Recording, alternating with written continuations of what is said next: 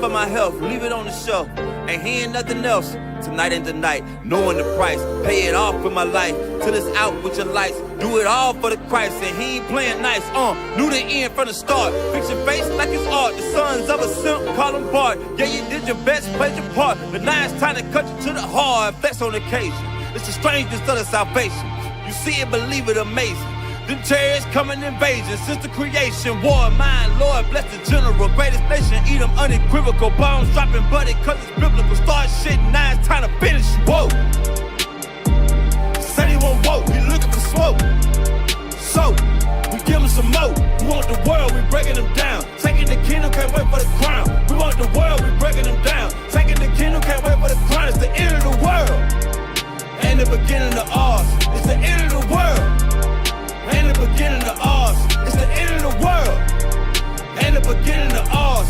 We want the world, we breaking them down. Taking the kingdom, can't wait for the crown. It's the end of the world. I can't wait for our kingdom to start and for theirs to be finished. Get rid of all of their idols and lying religions. Look for the crown like an Edris. Hey, this that crown talk. Wisdom of Solomon 5 talk. This that second Edris 6 and 9. We want eyes talk. It's your time to end and my time begin.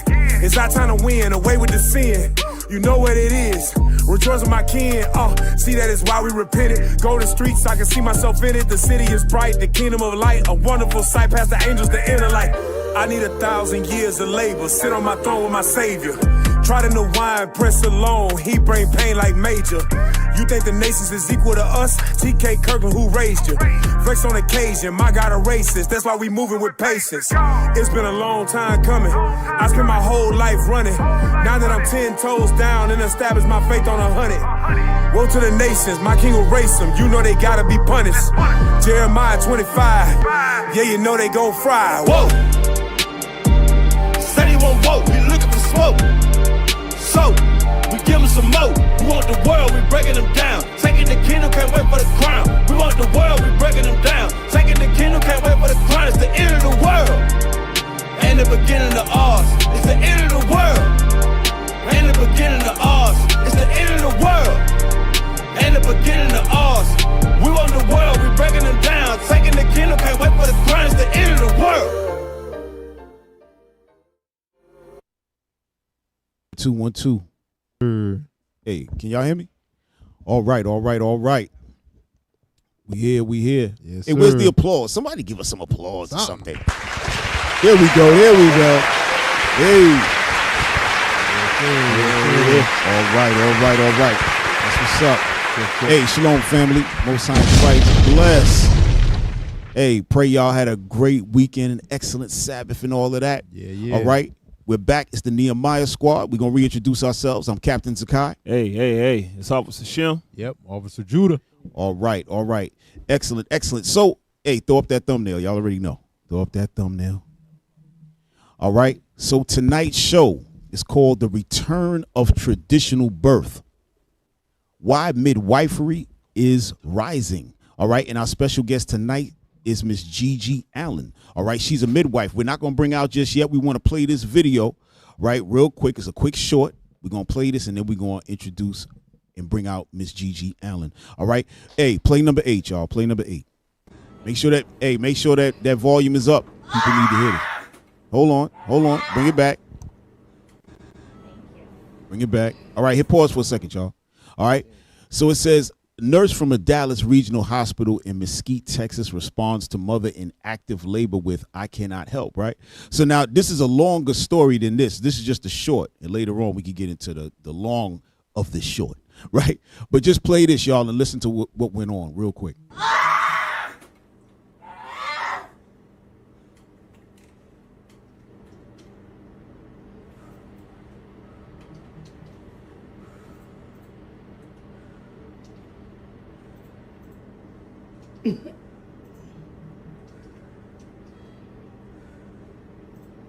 Ma'am? Yes. Are you able to call the anesthesiologist? Someone is coming to take you to labor and delivery. That's not what I asked. I cannot help. Thank you. Hey, y'all can drop that. So at the end, I'm hoping that y'all heard that. And the woman was like, somebody's going to come, but I can't help you, right? So this is the reason why we got to have the midwifery coming back, right? So let's bring out our guest, Miss Gingi Allen. Miss Gingi, where you at? There you go. Hey, Miss Gingi. Hey, we got another special guest up in there. Who's that? Little Gingi. I was waiting for you to say I was a special guest too. You was waiting. Every day. And what's your name? I am. Who are you? I am. Wait, that's your name? I am? Oh, okay. All right, that's different. Okay, Miss I am. All right, so how you doing, Gingi? How's everything? We're doing Gingi. great. Gingi. Gingi, yes. Yeah, My Gingi. apologies. So yeah, we're happy to be here. We're here in the Bay Area of California, where I've been doing birth work for about 23 years. I have a 23-year-old, almost 19-year-old, and this is my daughter here, who's about 7. Mm-hmm. And She popped up a little later, huh? It's all about returning back to traditional birth. That's right. And understanding ourselves, our bodies, and also what we're up against. Like the video that you just showed, that little clip, it's really showing, how Black people are being treated and how we've always been treated really in the system and how to take our power back. So we're happy to be here with you tonight. Right. And we're happy to have you because we've been wanting to have a doula, because I know they call you a doula as well, right? That's another name. And we've been trying to get somebody in that capacity on the show for a while, because this is something that really is a long history, right? Dealing with the medical apartheid that's happened here in the United States and abroad with our people, right? With the whole diaspora.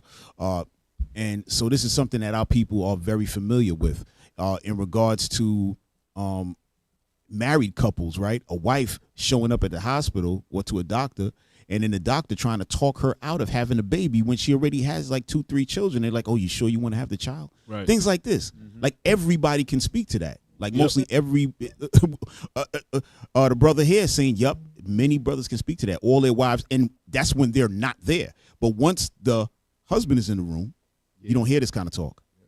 And I think that's an important factor as well. But please, Ms. Gingi, I'm sorry. Go ahead. It's all good. So yeah, there's 2 different roles. Right. So there's the doula, which is a support person. And the support person technically doesn't have any medical training, but they do understand how to support both the father and the mother and the whole family, to know what their rights are, right? Their actual rights when they're in the medical field, when they're coming across the doctors, the nurses, and they also, doulas are also preparing them with different techniques and how to cope with labor and how to give birth in the hospital system or out of hospital system. Right. And then there's the midwife. And the midwife is a person who is like the doctor, who's medically trained. Got it. And can also deliver the baby.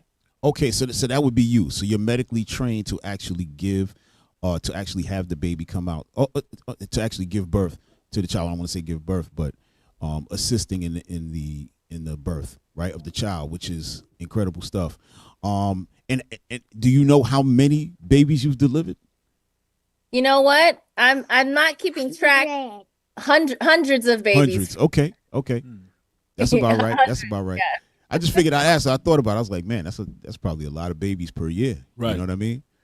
Yeah. It can be really busy. And sometimes people are just calling me out, like all of a sudden, hey, I'm gonna have my baby next week. I want some support. Really? So basically you can be called at any time like that. It's not a thing to where you ride with them through the whole pregnancy. They just call you at the last minute? Ideally, I'm riding with them through the whole pregnancy, because the thing about midwifery care that's so important is that we're really helping people in pregnancy so they don't develop some of those complications that make the birth more high risk. Okay. So the earlier that a person's pregnant and they really seek out midwifery care, and I'm not talking about the care that's just in the hospital. I'm really talking about out of hospital care with someone who is not just their profession, but they actually care for you. And we know a lot of the traditional ways of caring for our people. So the earlier that a person's pregnant and they ask for support and they receive support through midwifery care, there's like this sacred trinity that I like to talk about, which is the body, the mind, and the spirit, right? You could say body, emotional, and spirit. And so I'm tracking all three of those very important aspects to support someone to have a healthy pregnancy so there won't be more complications that arise in the birth. So Right. the earlier that you get at me, the higher your chances are of having an uncomplicated birth. Okay. And I know you had a PowerPoint that you might want to go through. You want us to put that up now? You wanna Yeah, go let's through do now? it. Yeah, let's do that. Brothers, just put up a PowerPoint, and then we're gonna have some questions for you.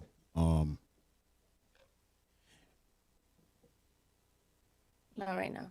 All right. So you can take it from here, Gingi. You can take it from here. Okay, great.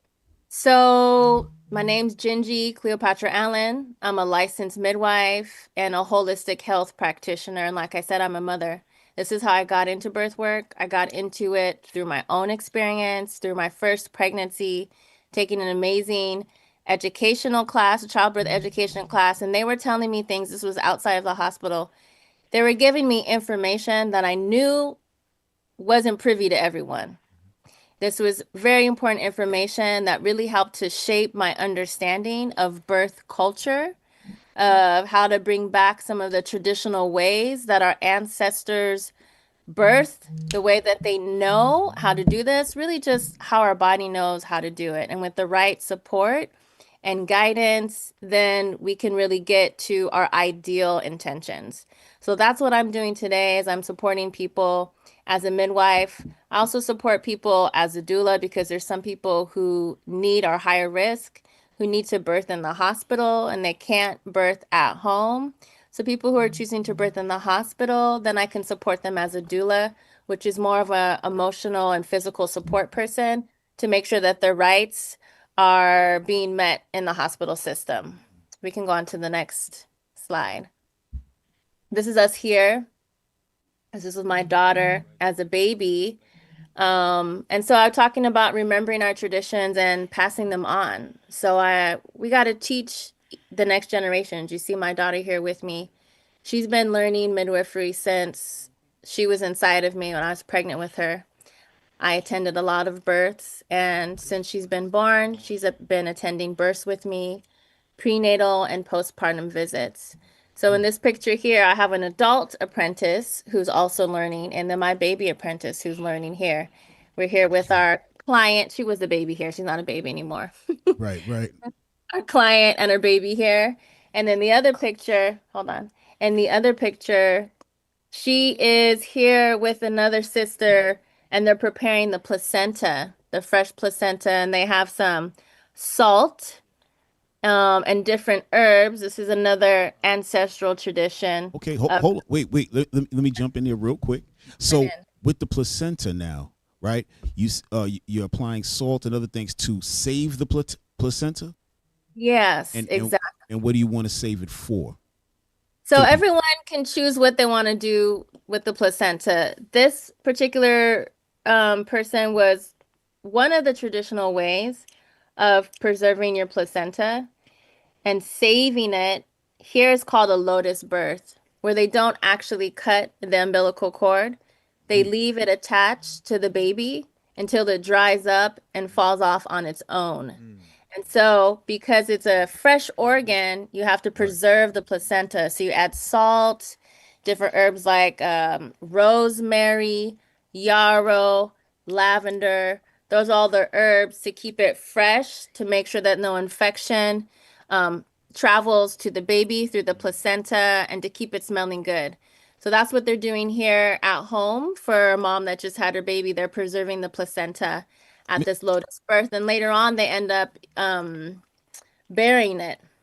Okay. So let me ask you, Gingi, at the hospitals, right? Because I know that afterwards, if you don't ask for it, right, they take it, and they said they safely discard it. Do they actually discard it, or are they using it for something? They use it. They use it. Talk to us. Let us know what's going on, because I know there's some madness going on in the background. It's a big business. Mm-hmm. Yeah, it's a big business at the hospital, is that they're selling it to the highest bidder. Really? And if if you look at some of these high price like facial products, skin products, hair care products, they actually have human placenta in them. And the same thing with the stem cells that come from the umbilical cord, right? That's connected to the baby. And then to Right. the placenta, we have that umbilical cord. And inside the umbilical cord are these stem cells. There And the you go. stem cells have this ability to cure Right. basically anything. Right. Right? So at the hospital, instead of allowing the baby to receive all the stem cells in the umbilical cord, they end up cutting the umbilical cord prematurely. And then they take all those stem cells and they sell them. And that it's Right. like millions of dollars. Yes. Actually. You know And so what? this is I'm another sorry. way where we're like supporting the families to make sure that the baby at birth is able to receive their stem cells. That helps them for their future, in the future, so that they don't develop a lot of health problems. Right. And what I was reading was that the hospitals, if you want to keep your placenta, that you actually have to, it's better to do it in writing. Even though it's your body and you saying, hey, I want to keep the placenta, they saying it's better for you to do it in writing and then they won't take the placenta. Right.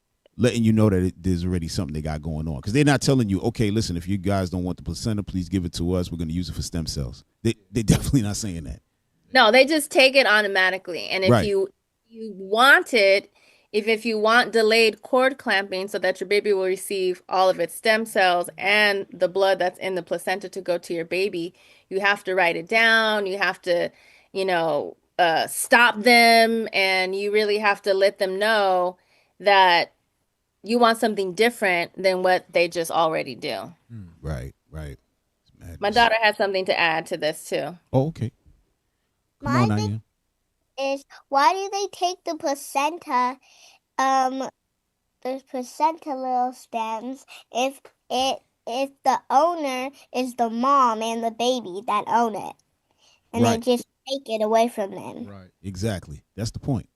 And And they kind of they hide that by saying they're discarding it. Right. So we think like when you like get a new oven or something, they take your oven and they recycle it for you or something like Right. because you're not going to know what to do with it, so we'll take it off your hands and that's what it seems like. Because if they told me, well, you can keep your placenta, I just had a baby, so if they told me I could keep my placenta, I literally would not know what to do with it because I didn't know anything about the stem cells. I didn't know anything about the delayed clamping and the benefits of it. So I'm like, well, I don't know what to do with it. You guys take it. And I could just tell how immediately they take it and go away that they're doing something with it. Yeah, we both just had babies. Right. Like Not literally too like a long week ago. Yeah, like a week apart. Yep, about 2 weeks apart. Yeah. And yeah, we got up out of there with that. When they discard it, yeah, they gonna discard it for that bread. Yeah. Just like I said. Go ahead, Cap. Oh man, this is crazy. But go ahead. We got to put the please put the PowerPoint back up so Gingi can continue. Go ahead. Big screen, y'all. I have something to say again. Oh. Okay, what I have to say has to do with the placenta. Why do they want the placenta, the little cord, the umbilical cord from placenta, if they give them like medicines that actually make the placenta worse, and then they take the placenta that is bad because they gave them all those drugs that look like this? That's Yeah, interesting. that's Wait, true. Miss Gingi, yeah, speak on that. She just gave us something. I'm like, what? Right. So in the hospital, they are filling the moms with a lot of drugs, right? There's a Pitocin, Pitocin, yes. which makes the contraction stronger. There are side effects to so many drugs that they're giving to the mom. It's not only affecting the mom, it's going directly through the blood-brain barrier Right. to the baby as well. So Right. the baby is also receiving the effects of this medication, Pitocin being one of them. Even IVs, we think, are just going to help, but the IVs actually pump excess fluid into the cells and into the mom, and also goes right to the baby. So there's all this excess fluid actually that has to leave the body after the baby's born before the breast milk can even come in. So it's known fact that if a woman has a lot of IVs in labor, then she's going to have a delayed milk coming in. Wow. Oh, that explains a lot. Exactly. My wife had delayed milk coming in. makes She had the sense. IVs. Yeah, Right. that makes explains a lot. Right. And is that one of the reasons why we see, and again, the delayed milk, right? But I didn't even know it was called delayed milk. I thought it was just like something wrong with the process, because some babies are, they latch on and then nothing comes out. Mm-hmm. And then you're looking at the woman like, what the hell she was doing all this time? was she not eating properly? Right. You know what I mean? Like you're automatically gonna blame the woman. Right. Meanwhile, they're getting pumped with this stuff, and that's what's going on. You see, this is a great thing right here. Information is key. Wow, yeah. This is insane. Hey, put that back up, please. Keep that PowerPoint ready. Okay. Yeah, let's go on to the next slide. Just wait. All right, so here we're talking again about that prenatal education. This is why it's so important that you have some support so that you know what to expect, right?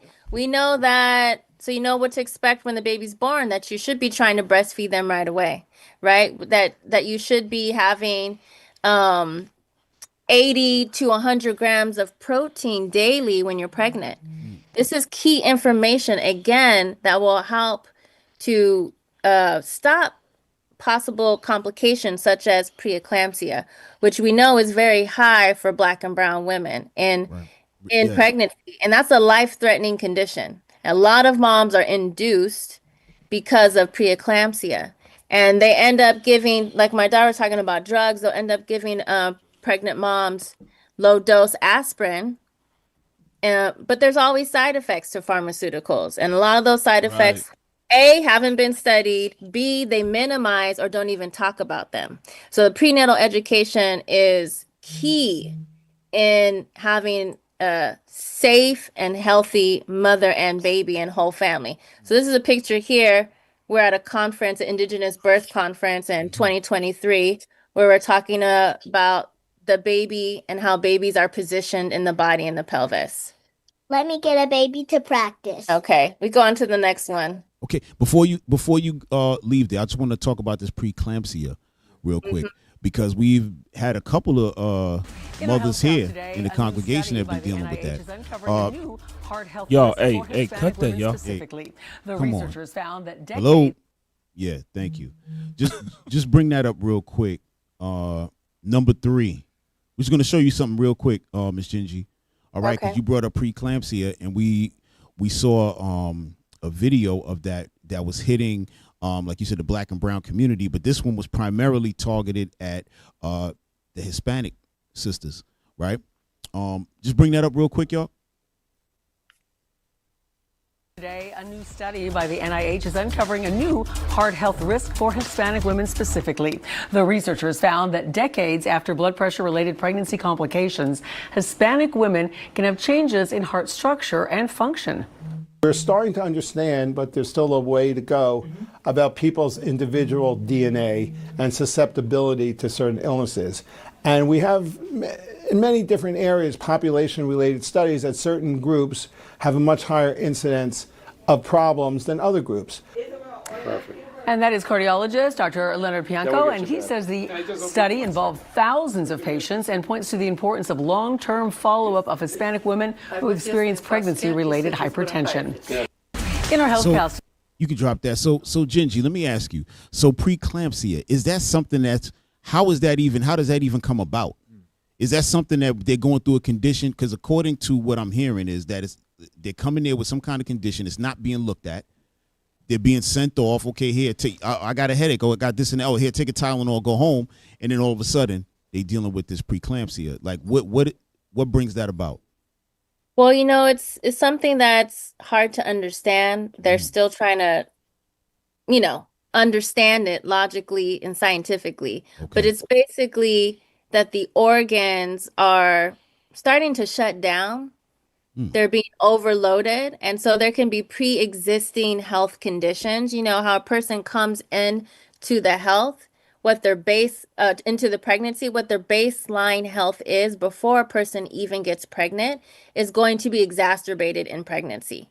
So if a person already is eating high sodium foods, don't have access to dark leafy greens, really good fresh food, They have a lifestyle that's high stress. That video we were just showing, it was talking about Hispanic people. Well, a lot of those people might be immigrants. A lot of those people might be working, jobs, 3 to 4 jobs, right? Right. And there's this systematic racism that is happening that creates a lifestyle of high stress, Right.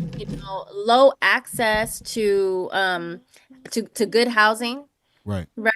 to good food. And so all of that puts a stress on the heart and on the blood. And so they're talking about hypertension, that's having heart stress. And so it's the preeclampsia is hypertension, it's having swelling, it's not eating enough protein, not eating well. It's all those factors that lead to really big problems. Wow. Okay. All right. Hey, please, back with the PowerPoint.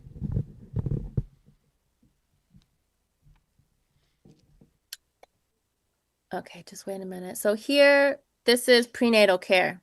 You see, look how happy this mama is. No, hold on. Right. Look how happy this mom is smiling. Right. Here, where we're doing the most at the hospital. They're doing the least. Right. In the way. You know what I mean?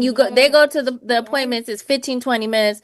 They've been waiting for 40 minutes, and they go in there with the doctor or whoever's there, the nurse. They got a 15, 20-minute appointment. Okay, our appointments here are at least an hour. We're taking time to get to know our clients, as we call them. We don't call them patients, but we're getting time to get to know them. And then we know so much with our hands.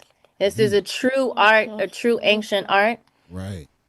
Of knowing what's going on with the baby. So here, I'm teaching my daughter to palpate.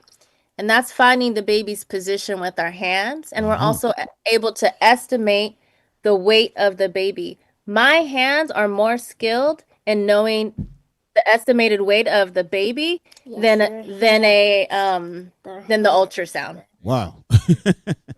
Wow.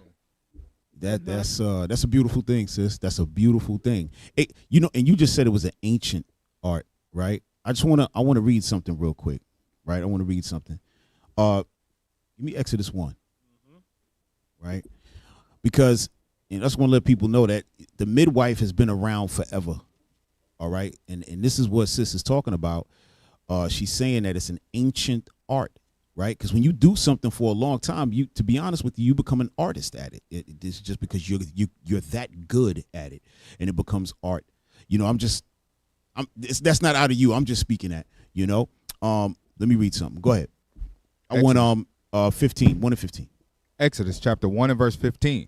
And the king of Egypt spake to the Hebrew midwives. Right. Spoke to the Hebrew midwives, right? So these sisters, of course, they were set up to do exactly what Sister Gingi is talking about. Deliver children. Go ahead. Of which the name of one was Shiphrah, and the name of the other Puah. Go ahead. And he said, when ye do the office of a midwife to the Hebrew women, and see them upon the stools, if it be a son, then ye shall kill him. But if it be a daughter, then she shall live. Right. So this is when the Israelites were in Egypt, and it was saying, hey, kill the male babies and keep the women, the female babies, right? And so this is kind of important because we see some of this today, although it's not spoken like this. This is what we're going to get into it a little bit later about how when you go to the hospital and then they're telling you, oh, do you feel like you want to keep this child? Do you have too many children and all of this nonsense, right? But go ahead, read on. But the midwives feared God. Go ahead. And did not as the king of Egypt commanded them, but saved the men children alive. Right. They didn't kill the kids. Go ahead. And the king of Egypt called for the midwives and said unto them, why have ye done this thing, and have saved the men children alive? And the midwives said unto Pharaoh, because the Hebrew women are not as the Egyptian women, for they are lively, and are delivered earth, the midwives come in unto them. Right. So they did the service of doing what? Not killing the kids. And then when the king said, why didn't you do it? They said, oh yeah, those children, they lively. They just popped right out before we showed up. You know what I mean? But they said what they had to say just to keep them alive. But the point is to show that the midwife is an important element to our lives and to our culture. It's been around forever. All right. So put that PowerPoint back up. Let's let Gingi get back to it. Birth is the beginning of everything. Right. So we talked about, the more that we honor it in our ancient tradition. Can you hold on and wait? Thank you. The more that we honor it and really hold up the women, the midwives, and this ancient work, then the world is actually going to be a better place because we're focusing on that, on these birthrights. Right. Right. Is there more on that? Okay. Yeah, there's more. Yes. Let's go. Here we're listening to the baby with the fetoscope. It's like a stethoscope, and we're listening to the baby's heart rate. So we also just get to know the baby, and that's how we're tracking the health. You Right. know, listening to the baby and knowing that the baby's heart rate is good. Let's go on to the next slide. Excellent. No. And this is just going back to that emotional and mental piece of that sacred trinity and how important it is that pregnant women are feeling that love from everyone around them. Right. And so here we're connecting with the unborn baby. We talk about that ancient art of a midwife. The true ancient art of a healer knows how to connect with the unborn baby. We speak the baby's language. We have an idea of the baby's energies. The baby inside is talking to us. And so we want to respect that spirit that chose to come in through that portal, that sacred portal of the mother. Like the matrix. We're reassuring that mother that she's safe and she can be at peace. Right. So important. Let's go on to the next slide. Here in community birth, we just had a beautiful community birth with some people from your congregation not too long ago. Right. They had a whole bunch of beautiful sisters there, and it was beautiful to walk into that space and see the mother's just so happy surrounded by her sisters. And so this is an ancient art of community birth. You know, here in this picture, on this left side here, we have a birth that actually happens to be at my house. Oh. Right. It's my sister here who's giving birth to my niece. And my daughter is here rubbing her back, and that's me in the front. And then we have another sister there. So birth is a family event. People need to be involved, and they need to see that it's normal. You know, let's not be afraid of it. Let's get educated so we can know what to do, and then we can show up for each other in a beautiful way. Yeah. I'm sorry, Gingi, but the one that you were just at with the sisters from the congregation, I happened to call at that time when you when you were there, and they were like, "Yeah, we just had the baby, and the midwife is here right now." I was like, "Oh man, I'm in the middle of it," and that's how we wound up getting you. That's all praise. It's beautiful. Yeah. And then here, there's other pictures of me, you know, and with my baby here. I'm holding her in the carrier. So like I said, birth is for everyone, all the ages, the babies, the children, you know, and the elders. And so as a midwife, I'm still able to do the work of caring for the family and also caring for my family, caring for myself and for my daughter. Right. Wearing the baby, that's an important way. That's another ancient tradition of how we care for our children. Yeah, that's way different from the hospital. They want like only one or two people in the room. Right. You know, they don't want anybody there. Right. That's tight. They want all doctors there. Yeah, mostly doctors and, you know, and nurses. Right. It'll be like 7 of them in the room, sometimes 12 of them. Yeah. And you can't have your crew there. Mm-hmm. Right. Yeah. They're pushing. They almost pushing dad out of the room. Like, yeah. That's what make the women afraid when they ask them about the medicines that they're taking or whatever. They peer pressure them with, right. You know, you should be taking this as a mother. You want the vaccination of this, that, and the third. Mm-hmm. You know, without the proper education. So, I think that's tight. So wait. So you know what? Speaking of that, so Miss Gingi, so you know how it is in the hospitals when the baby's being born, they say, "Oh, do you want epidural?" and so on and so forth. You're not dealing with any of that, are you? It's just straight natural birth, correct? Straight natural birth at home. We don't have any drugs to offer. Right. Understood. Yeah. We have other things. You know, we have water, we have breath work, we have prayer, Okay. we have different positions. Okay.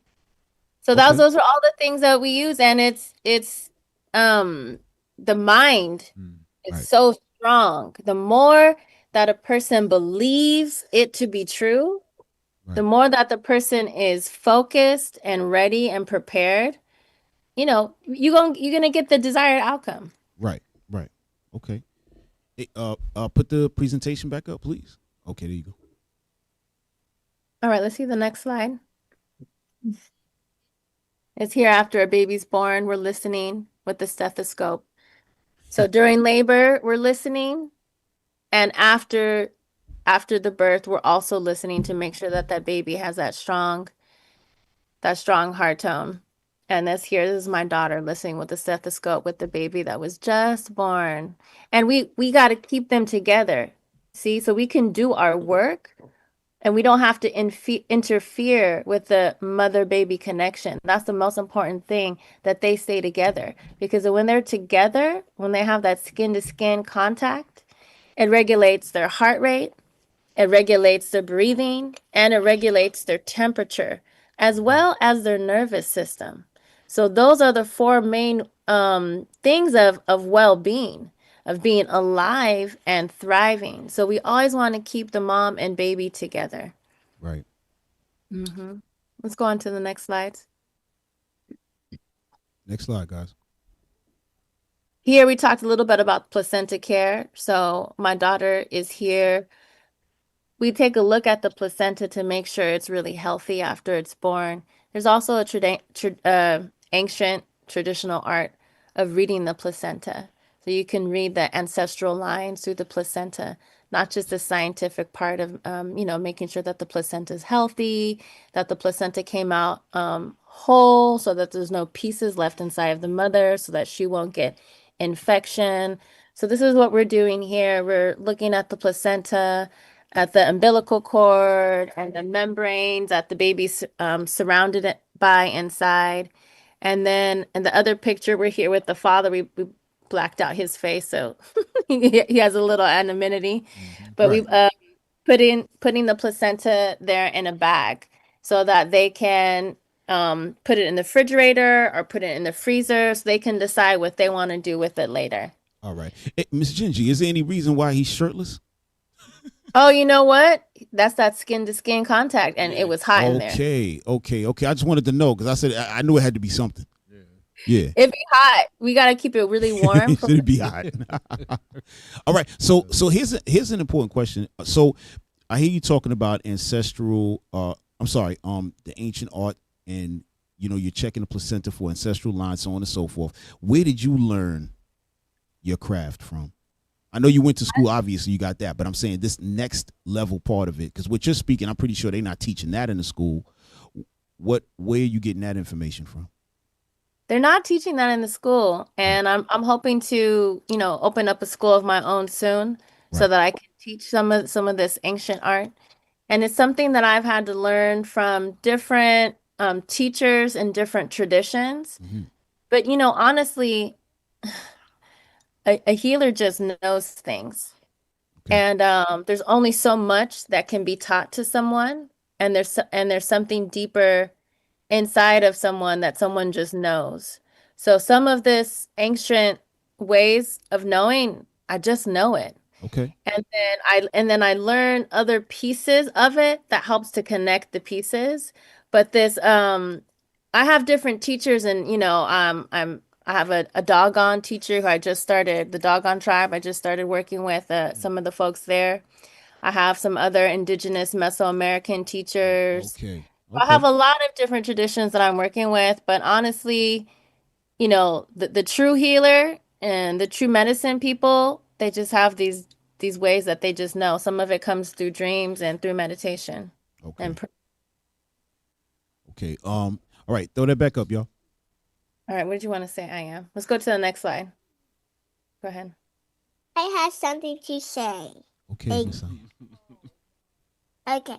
What I have to say is also, the mom doesn't want to eat a lot of these little tiny drugs, because if she does, her lungs could get filled up with the drugs and blood clots, and it could make blood clots all in her body, which could make her die.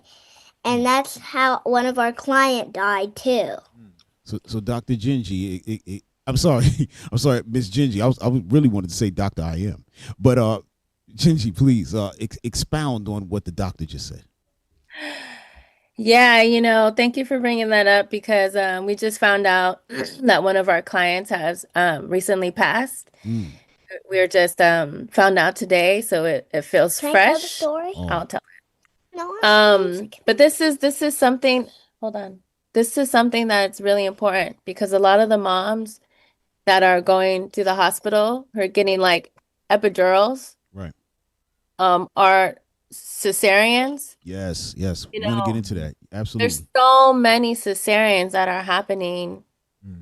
It's not necessary, but they end up making it seem like it was necessary. So then the mom, we were talking about this earlier, like we end up blaming the mom. So we got the husband, the family blaming the mom. We got the mom blaming herself. She has all this internalized shame when it's really the system, right? No reason that, 70% of the moms, 60% of the moms should be giving birth by cesarean. That's not how the design is made, Right.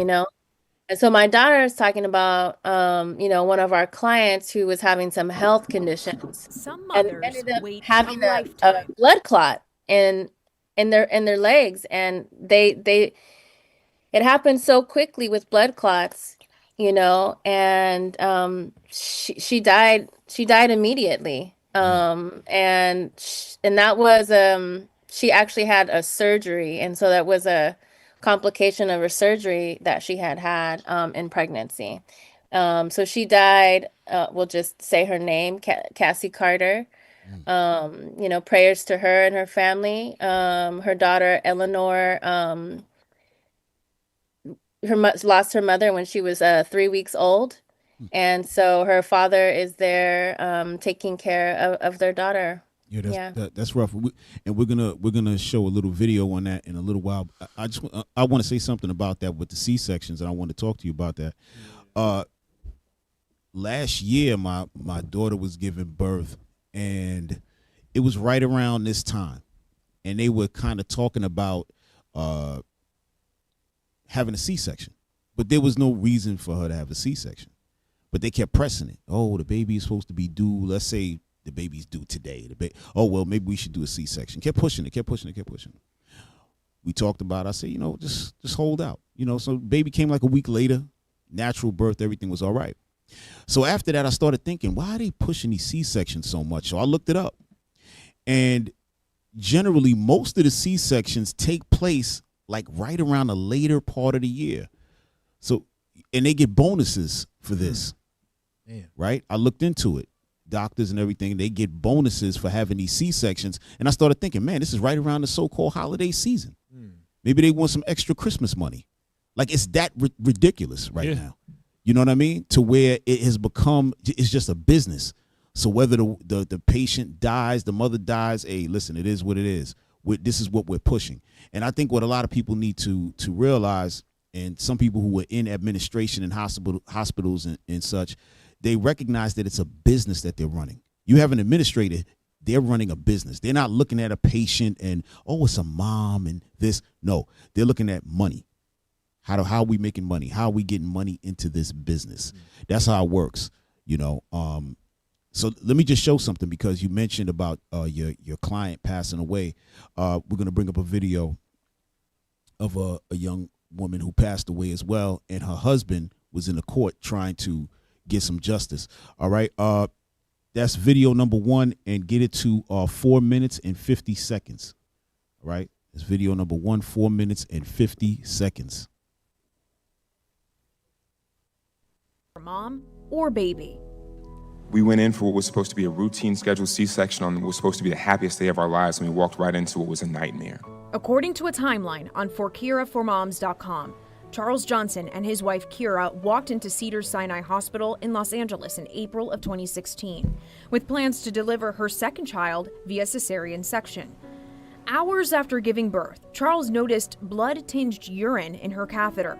Johnson said he made Kira's doctor aware of the situation. Just over an hour later, a CT scan was ordered, but never performed. Johnson testified in 2018 that more than 9 hours passed as his wife laid in pain. 6 o'clock, no CT scan. She's beginning to become pale. She's in extreme pain. 7 o'clock comes, 8 o'clock comes, no CT scan. I'm begging, I'm pleading the staff to do something. And around 9 o'clock, as I continue to plead for my wife's life, the staff at Cedars-Sinai Medical Center tells me, "Sir, your wife just isn't a priority right now." Kira Johnson was Pause. They came out and said your wife is just not a priority right now, right? So they're not really looking at it as some major thing going on. It's sort of like when we seen the young sister in the beginning of the show when she's there screaming for help and it's like, "Oh yeah, I can't help you right now," right? With a midwife, that's not going to happen because that midwife is right there on the spot dealing with only you, right? But hit play. And around 9 o'clock, as I continue to plead for my wife's life, the staff at Cedars-Sinai Medical Center tells me, "Sir, your wife just isn't a priority right now." Kira Johnson was finally taken into surgery at 12:30 in the morning, where doctors found over 3 liters of blood in her abdomen. She did not survive.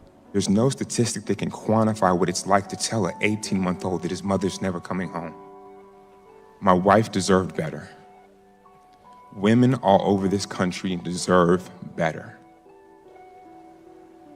In a wrongful death lawsuit, Johnson claimed Kira's bladder had been lacerated during her C-section and not sutured properly. He has since filed another lawsuit claiming Cedars-Sinai Medical Center's culture of racism led to his wife's death. Right, hit pause. In hit a pause. statement, Bring it back just a little bit, right? I just want to take a look at the names of the doctors, right? Because when you look at you have Arjang, Naeem, Catherine Sharma, Sarah Churchill, I don't know what she is. But most of these names, they are probably not from the nation or nationality that Mr. Johnson's wife was, right? And that's what they were talking about, the history of what racism in medicine. This is what they're talking about because those people don't care about our people. They look at them as, oh yeah, they can take pain. This is what was put into their head. All right, hit play. Section and not sutured properly. He has since filed another lawsuit claiming Cedars-Sinai Medical Center's culture of racism led to his wife's death. In a statement, Cedars-Sinai rejected, quote, any mischaracterization. All right, you can drop that. And Gingi, we were also looking and we saw that a lot of the deaths from a lot of mothers, pregnant mothers, were due to the cesarean section. Right. Like this, like most of the what they call it, the mortality rate for mothers would generally happen after a C-section. So what's going on? What are we looking at? Well, they're not telling the truth. You know, the doctors are straight up lying to people. They're telling them that, oh, this is a surgery. We do these. Yes, they do these surgeries all the time. But what they're not telling them is that there's major complications. And you could die from having the cesarean. The chances of dying from having a cesarean are much 50%. higher than the chances of dying from trying to have a vaginal birth. Right.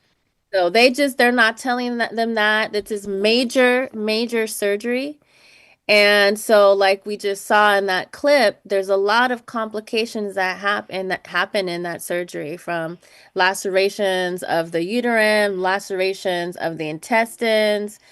There's millions and millions and millions of women that have lifelong complications who luckily have survived, that didn't die, luckily survived, but then they have these lifelong complications from having cesareans. And then each time they get pregnant, they keep encouraging another cesarean. Yeah. Well, each cesarean then increases again, then that's increasing the complications and the death of that woman that's going through that each cesarean. So I got a question. How many they push you for 1, 2, and 3. Do you recommend for a woman to have a natural birth even after the third one? Yeah, we really got to get into it. We got to get into why the person has cesarean, if there's any medical records, we can look into that. But most of the time I find, even now, like for breech birth, right? So instead of the baby coming out head, the baby's coming out butt or feet first. That's called breech. Right. And so that is the reason now that they're just automatically having people go through a cesarean.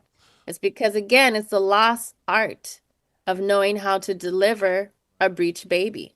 And Right. so a lot of times they won't even have labor. It's nothing. It's just like, oh, your baby's in some kind of position. Let's just go ahead and do a cesarean. And they make it seem like, oh, this is better. You can go ahead and just plan it. You can come in on the day you want to come in. They just make it seem like it's just so easy.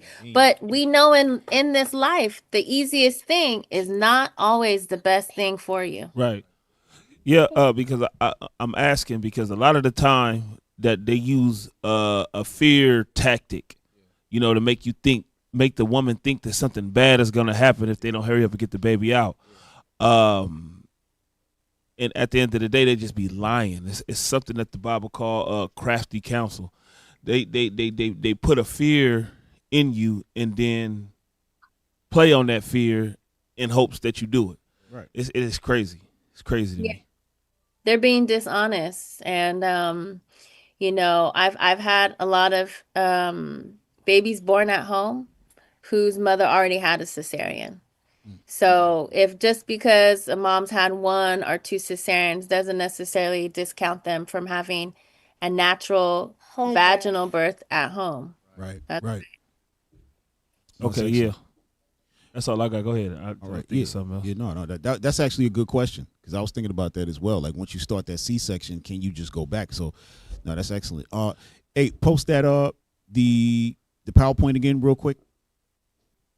What do you want to say? Then we're gonna look at some. I need to say something also. Go ahead, Doc. Go ahead, Dr. I am.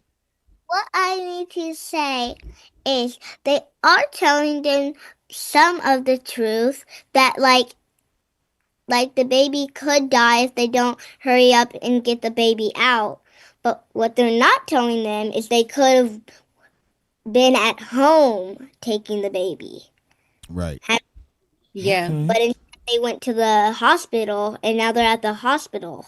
So that's it. That's what she's talking about is this thing that we call the cascade of interventions. So once you get into the hospital system, they do one intervention. What they don't tell you is that one intervention actually leads always to another intervention. It's usually 3 interventions. So you do one thing, well, there's the side effects, so you got to do another thing. Oh, then you got to do another thing. And so what ends up happening after having these interventions, then you actually are in the danger zone. Right. And then that is why there ends up having to be a lot of cesareans, all these complications, because they started with these interventions, and that is what made the baby's heart rate go low, and the baby started getting in distress because of these interventions, because of the different drugs that they're pumping the mom, that the baby's always receiving as well. And then, it does become, oh, you know what? Now we actually have to do a cesarean.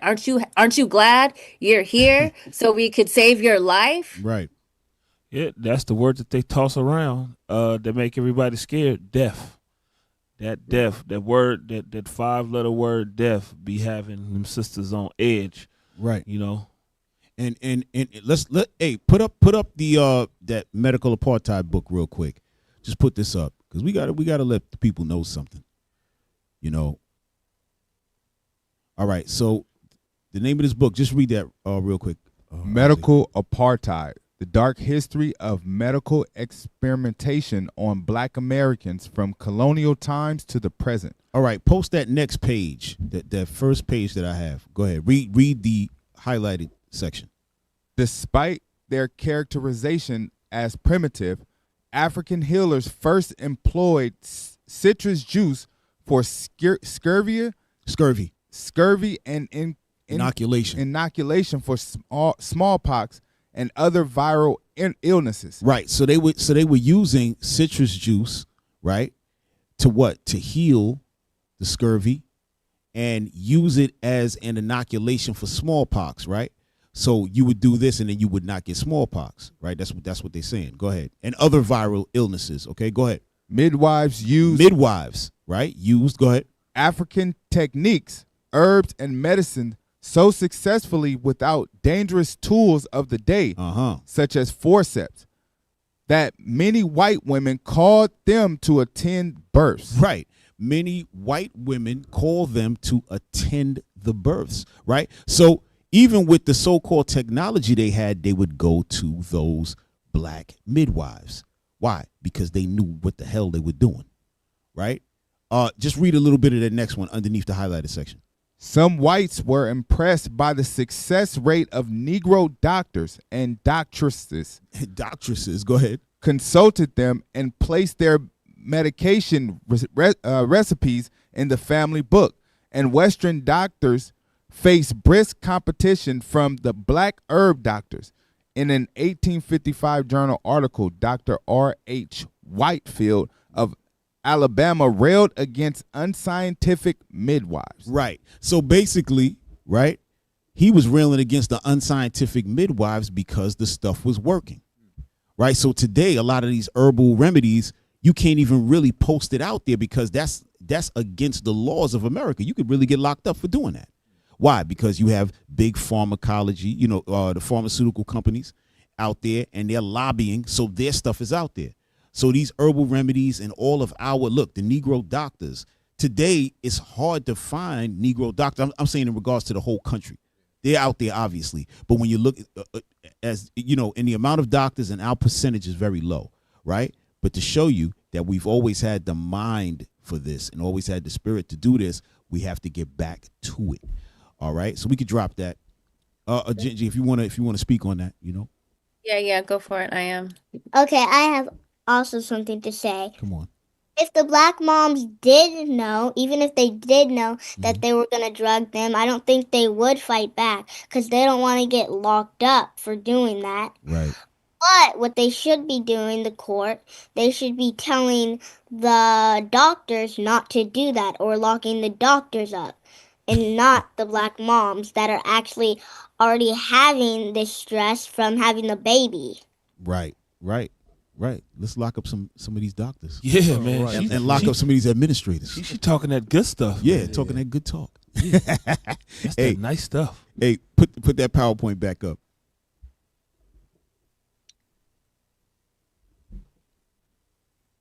Postpartum.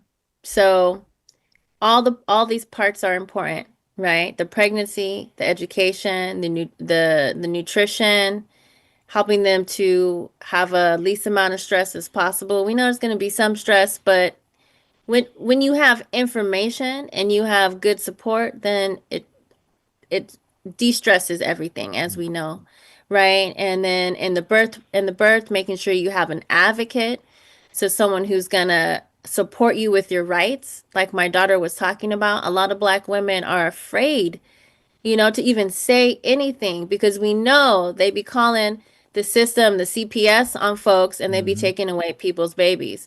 So the system as that, what we just read in medical apartheid, it's from the beginning of time, this systematic racism has been set up where they went and stole all the information from the black midwives, and then they brought it into the hospitals. And that's how gynecology started, from all the information they got from the indigenous and black midwives, right? And then they made all these laws and outlawed them to actually do their practices, right? And so part of this sacred trinity is the postpartum and making sure, again, the midwives know how to care for the women postpartum. And so we have to follow the women after birth, follow the babies after birth, follow the families after birth to make sure they're not only just alive, but they're also thriving. And so postpartum, some of these practices we have are to help the uterus to heal, to help the body to heal, to help with circulation, like we talked about how circulation is very important with the blood flow and the heart. So here we see some of these postpartum practices, the ancient tradition of cupping. You see on the left side, my daughter here is learning the art of cupping. A lot of people think that's Chinese. That's African. I'm a baby. Oh, okay. That's African. How am I cupping if I'm a baby? You know how to do a lot of stuff when you were little because I'm It's showing like you how. blowing fire from my mouth into the cup. It's fire cupping here. So we're actually using fire. Right. And Did we're I use using a lighter? I No. lighted it like chick chick. I did the light. You helped to move it around on their back. Okay. And then here we're doing on the other side, we're doing the abdominal massage, right? On To the help belly. all the organs come into the right place, to help with the circulation of the digestive system, and to help make sure that the uterus is in its rightful place and there's not like blood clots and certain things like that in the uterus after birth. Okay. Hey, Gingi, one thing. Well, two things.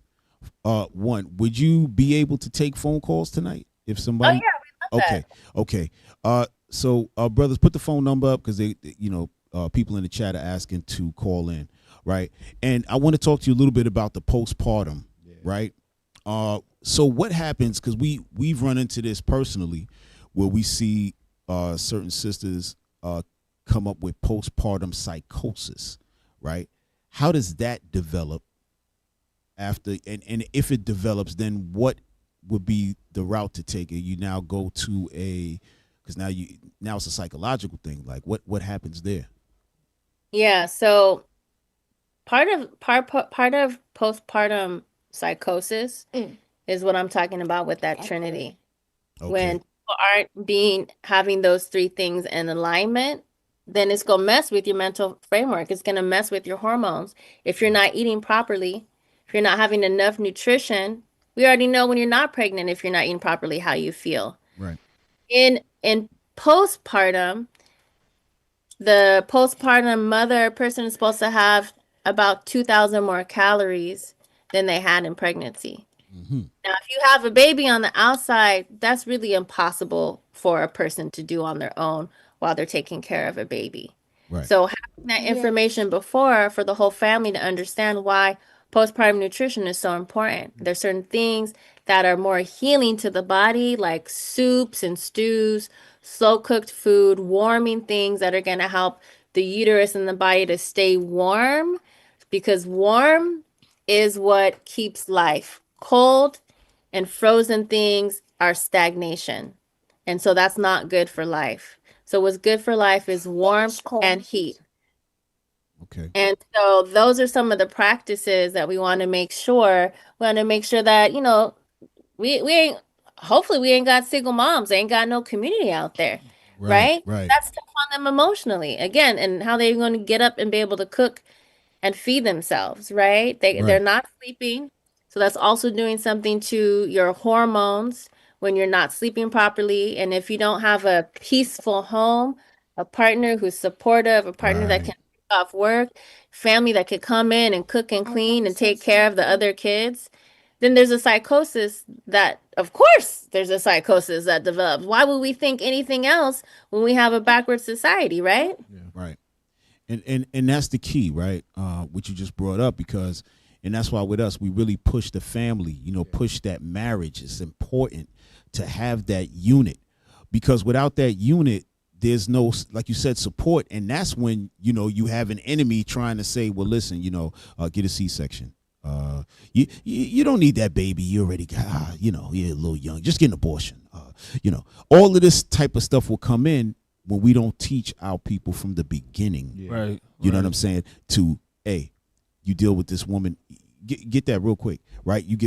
Marry this woman. Be serious. Marry this woman. Have a family, because now they have to respect that unit. Mm-hmm. You know what I mean? So when that woman comes in, because a lot of times I think most brothers who have children with their women, okay, they go into the doctor by themselves. As the man, you're not always there on every appointment, right?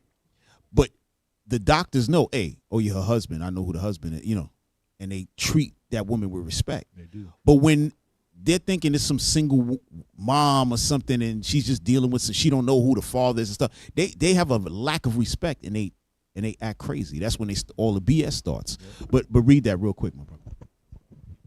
Yeah, Hebrews. But before you read that, Cap. Yes, sir. Just like you said, when there ain't no man involved, that's how they do. Yeah. For example, when I showed up to to some of the appointments for my kids, they wouldn't even talk about no vaccines. They wouldn't talk about none of that Right. stuff. I'd be like, hey, shut your mouth before I put hands on you.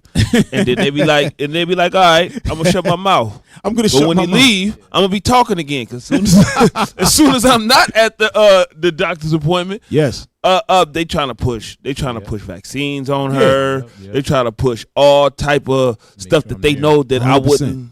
I would be against if I was there. So 100%. 100%. Like, this is a known thing. It happens all the time. Read that real quick, bro. Hebrews chapter 13 and verse 4.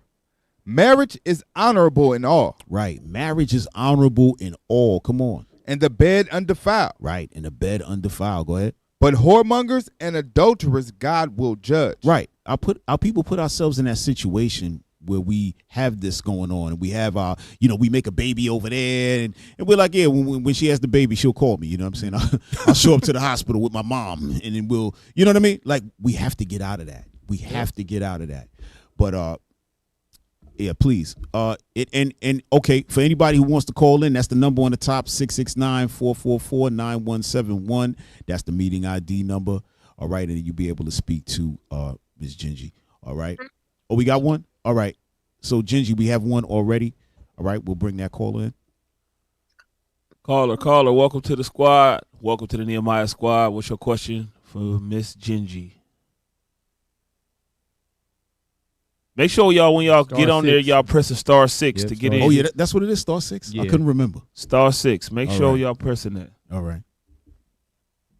Are they on? They on? All right, caller. Yes. What's going on? Welcome to the Nehemiah squad. What's your question for Miss Gingi? All praises. Shalom. Hello, Gingi. My question is, so in the case that someone is giving birth, doesn't have a midwife or a doula, and is giving birth at home, what are the things that they should know? What cautions should they take, or the people that are helping them deliver the baby?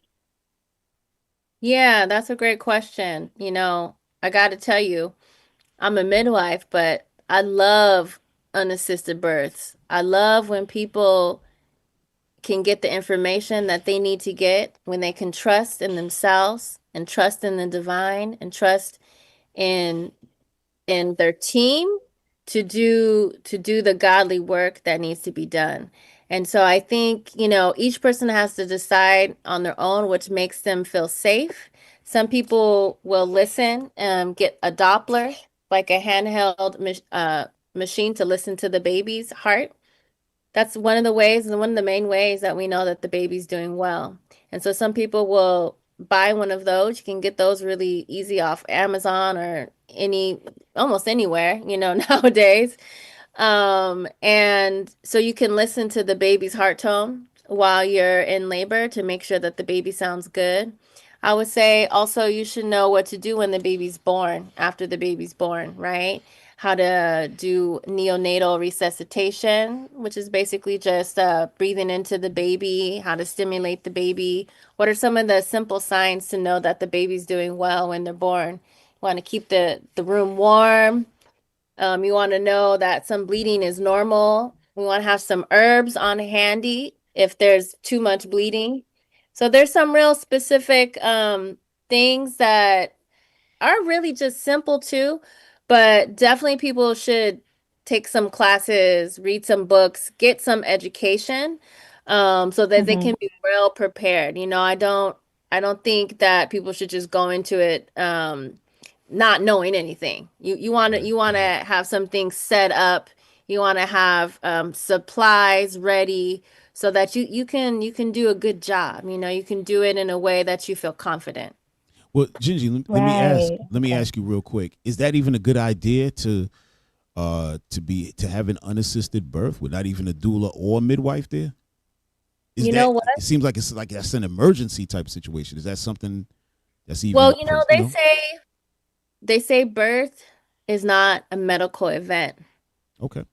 So they say it's just normal, like how the baby was made. That wasn't a medical event. That was just a normal everyday event. You know? It was eventful. It was eventful. It was beautiful. That's how we want the birth to be, eventful and beautiful, but Right. not an emergency.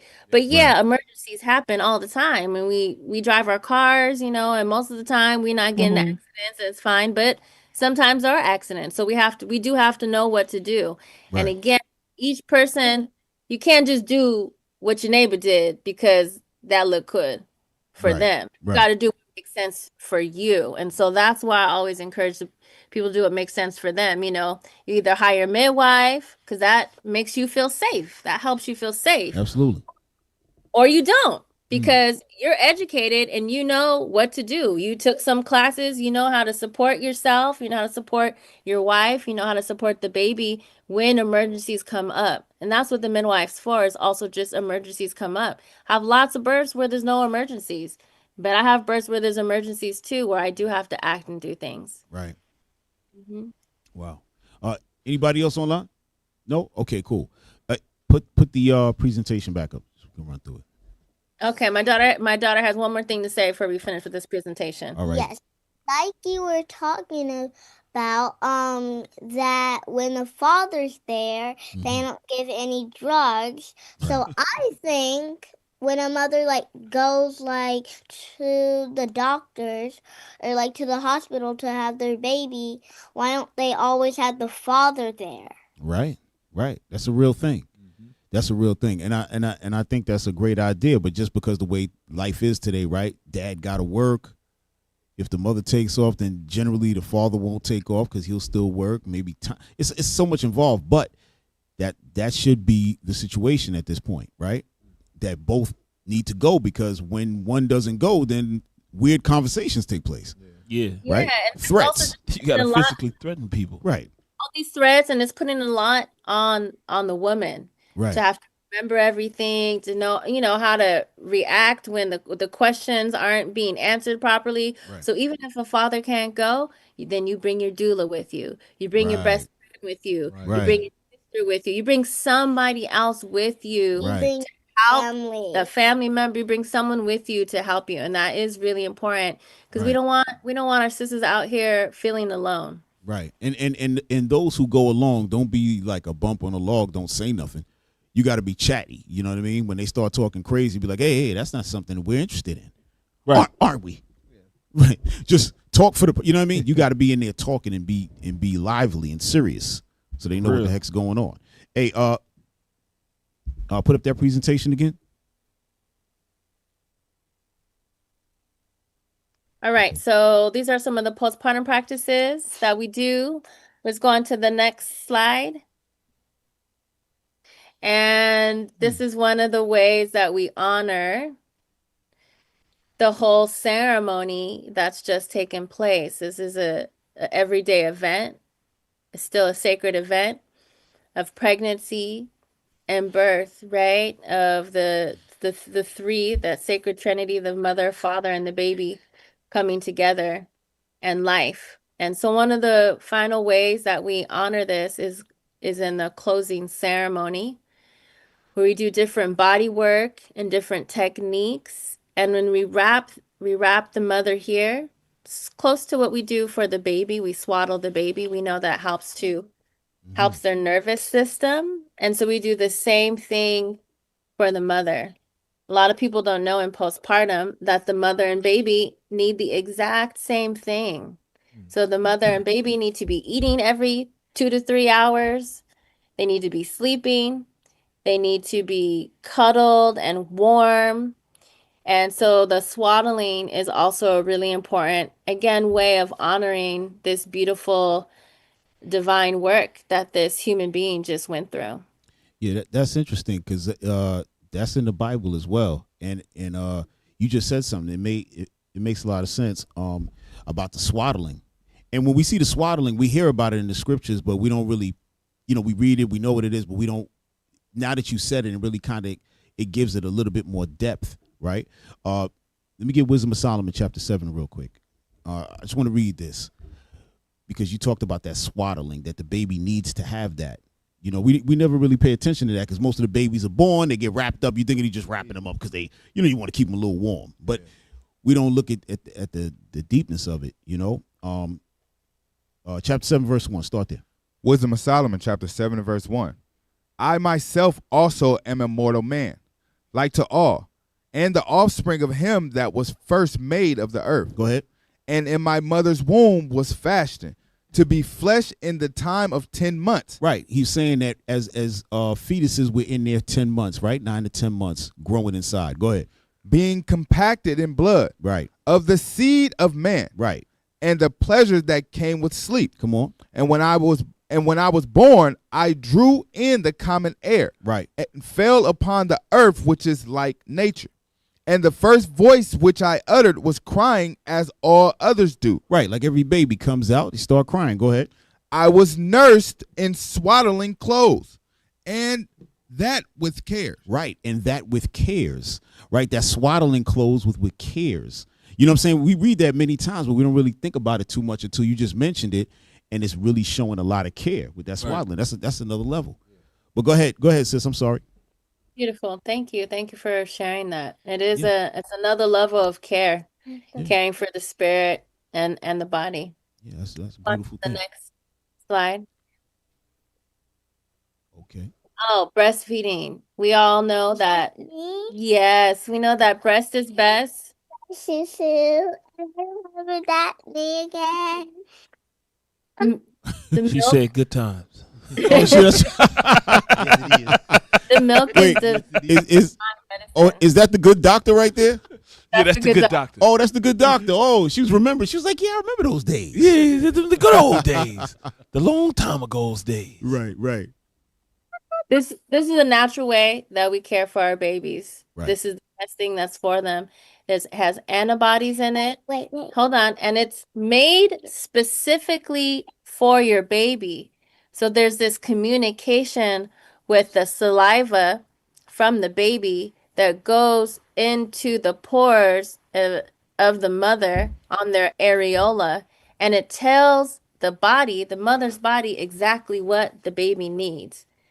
So the body then is able to make the specific vitamins and give that to the baby through the breast milk. It's such a complex, amazing way of communication, of having that mother-baby connection. How important that is, again, like I talked about, not separating the baby from their mother, so that loop is continuing. As you just read, it's 10 months on the inside, and there's actually supposed to be 10 months on the outside as well. So a lot of times people will separate their babies. Again, in the society, sometimes people end up, can you stop doing that? People end up having to go to work or leave their baby, but we want to try to, again, prepare for postpartum so that the mom can stay with their baby for as long as possible. That's going to be, again, we talk about postpartum psychosis. Part of that is the separation, part of that is some of the drugs. Right. Part of that is just not knowing, how to be able to care and really breastfeed for your baby and give them the care that you need to stop the outside life, all the stuff that's going on, so you can really focus inwardly on what the baby and the mother needs.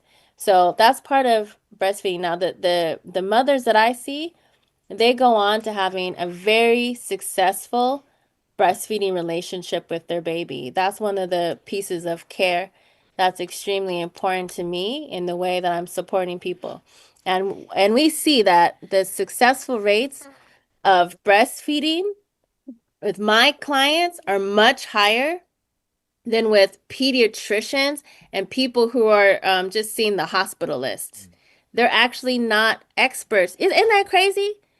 That pediatricians aren't actual experts in breastfeeding? That makes no sense.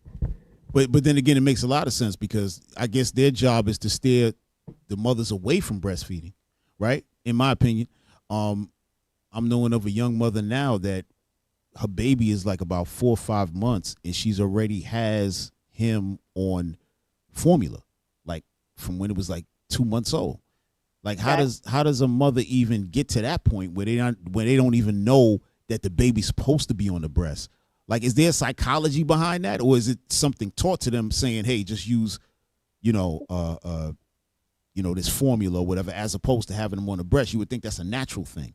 you know? Yeah, well, if people are in the hospital, giving birth in the hospital, those people aren't experts in breastfeeding, And again, we talk about the system, they give money, talk about the lobbyists, Right. It's the formula companies that are huge lobbyists. And so they have formula already matched up in the hospital with all the hospitals. So they already have that. They're ready to go. They're ready to send them. I have people who will birth in the hospital, and they, the nurses will just like, oh, just give the baby formula. I had a mom last week. She actually developed preeclampsia. She came to me at the very, very end of pregnancy. I looked at her the first time I saw her. I could tell right away. And I was like, honey, these are all the things you need to do to try to keep that baby inside, right? It's serious work. She ended up having to have the baby at the hospital. She got induced. She had the baby. She didn't call me. I told her to call me. She didn't call me.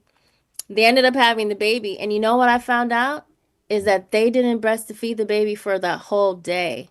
The people at the hospital did not tell her to breastfeed the baby. This makes no sense. But let me ask, but why would baby glucose and formula and doing all this stuff, but they never once for a whole day and a half and help the baby to latch. That was at the hospital. Lactation consultants, nurses, doctors, all kind of medical professionals that weren't actually doing their job properly. I'm outraged that they didn't tell her to do that. But it's just amazing that that's not a natural thought, right? Because we not even women, and we thinking about this. This is common sense to me. As coming up, every child was on the mother's breast. This is what is, you know what I mean? And this is the break as a nation, as our people. We have a break, and we don't understand. Now we go into these people, and we're relying on them for education and basic information. Let me read something to you real quick. Let me get 2 Ezra 8:8. Watch this, Gingi, right? This is like common sense stuff, but it's written in the Bible, right? Of different reference points, of course, but this is for something for anybody who believes that you should not breastfeed or you have some nonsense in your head. Start in verse 8. 2 Ezra chapter 8 and verse 8. For when the body is fashioned now in the mother's womb, and thou givest it members, thy creature is preserved in fire and water, and 9 months doeth thy workmanship endure thy creature which is created in her. Right, it's talking about the baby, right? For 9 months, right? It's getting developed and all that, right? Go ahead. But that which keepeth and is kept shall both be preserved. And when the time cometh, the womb preserveth, delivereth up the things that grew in it. Talking about the baby. Go ahead. For thou hast commanded out of the parts of the body, that is to say, out of the breast milk to No. Out of the breast. Go ahead. That is to say, out of the breast milk to be given. Right. Which is the fruit of the breast. Right, which is the fruit of the breast milk to be given to the baby. Go ahead. That the thing which is fashioned may be nourished for a time. Like you said, the 10 months outside the body also, right? Go ahead. Till thou disposeth it to thy mercy. Right. So this is this is like common sense stuff. Now all of a sudden, nobody know that they got to breastfeed a child. You can't make it up. Hey, and some people go longer than that 10 months. Go to 2 Maccabees 7:27. Yeah. Yeah, sometimes you got a kid like 10 years old. We like, hey. He be like, let me see that. Read that. 2 Maccabees chapter 7 and verse 27. Come on. But she, bowing herself toward him, laughing the cruel tyrant to scorn, spake in her country's language on this matter. Right. O my son, have pity upon me that bare thee 9 months in my womb. I bared you 9 months in my womb. And gave thee suck 3 years. And allowed you to suck the breast for 3 years. Right. He was being nourished for 3 years. It's to the man. Yeah. All praise to the Most High. Yeah, man. and it said, and nourish thee. Yes, that's correct. So what you're bringing out, this is the ancient knowledge. Right. Come on, this is insane. Scripture cover that. Yeah, this is a beautiful thing. But I'm glad we're able to hear it from you, and then we're able to put it to the scriptures where it says the same thing. These are the type of. This is why it's beautiful to have individuals such as yourself on to get our people back to reality, right? Back to the midwifery, right? And I said it right this time. Last time I said midwifery. It's midwifery, y'all. Right? So, yeah, this is great. Hold on, we got to put that back up. Put that presentation back up. I think there was one more. Like 2 slides. Yeah, it's like 2 more slides. 2 more slides, y'all. All right. So after the breastfeeding, next slide. Okay. This is it. This is me. This is me and my daughter. Okay. Me and my 3 children. Oh, okay. That's your sons right there. Those are my sons, Okay. 23, 18, and then my daughter. Okay. So this is the way that, you know, I honor my ancestors, that I honor my parents, and that I'm honoring this pathway of life. You know, I deeply care for the work that I'm doing. I deeply care for these children, for the mothers, for the fathers. Here we have a basket of plants. I have a garden, so I'm caring for Mother Earth. I have a garden, and these are some geranium and calendula flowers that I also use. These are healing flowers that help heal the skin. And so these are some of the things that I also use in ways to heal, to help support the healing body. And so I'll definitely encourage folks to get at me. My business name is The Art of Mothering. You can find me online, theartofmothering.com. Also, I'm on IG, The Art of Mothering, and I'm happy to, you know, answer questions and support people from afar. I also do virtual consultations. I teach classes in person, and I'm looking forward to the next year's offerings. I hope to have more virtual offerings and classes as well. All right, excellent. So, let me ask you, Gingi, are you Native American? My father is Choctaw and Black, Okay. and my mother, African. yes, African from Africa. Okay. And my mother is Filipino. Okay. Oh wow. Okay. All right. That's real interesting because I see you always go. So I said, oh man, you might be Native American or something in there. A lot of our people have that, you know, and that's part of the family.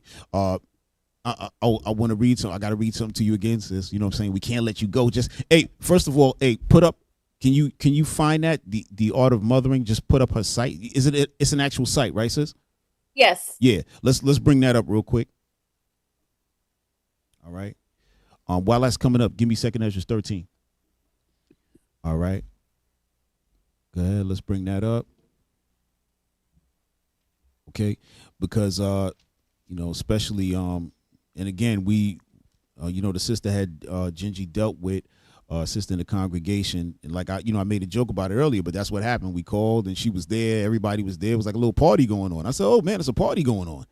Somebody called me and then I called somebody else and they were like, oh yeah, we over here too. I'm like, what? Wait a minute, Isaiah, wasn't you over there? Oh, okay. I thought you was over there too. Yeah, it was a lot of people there. It was a little party.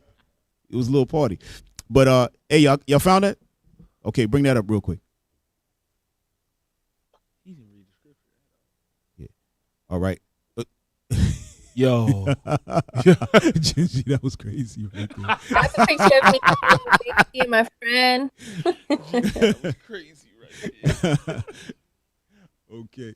All right, so this is the site. If y'all want to go, anybody online, y'all want to have questions for Miss Gingi Allen, all right, y'all can find her here at the Art of Mothering.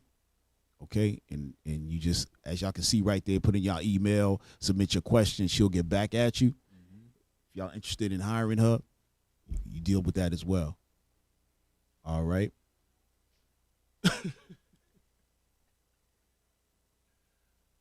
All right.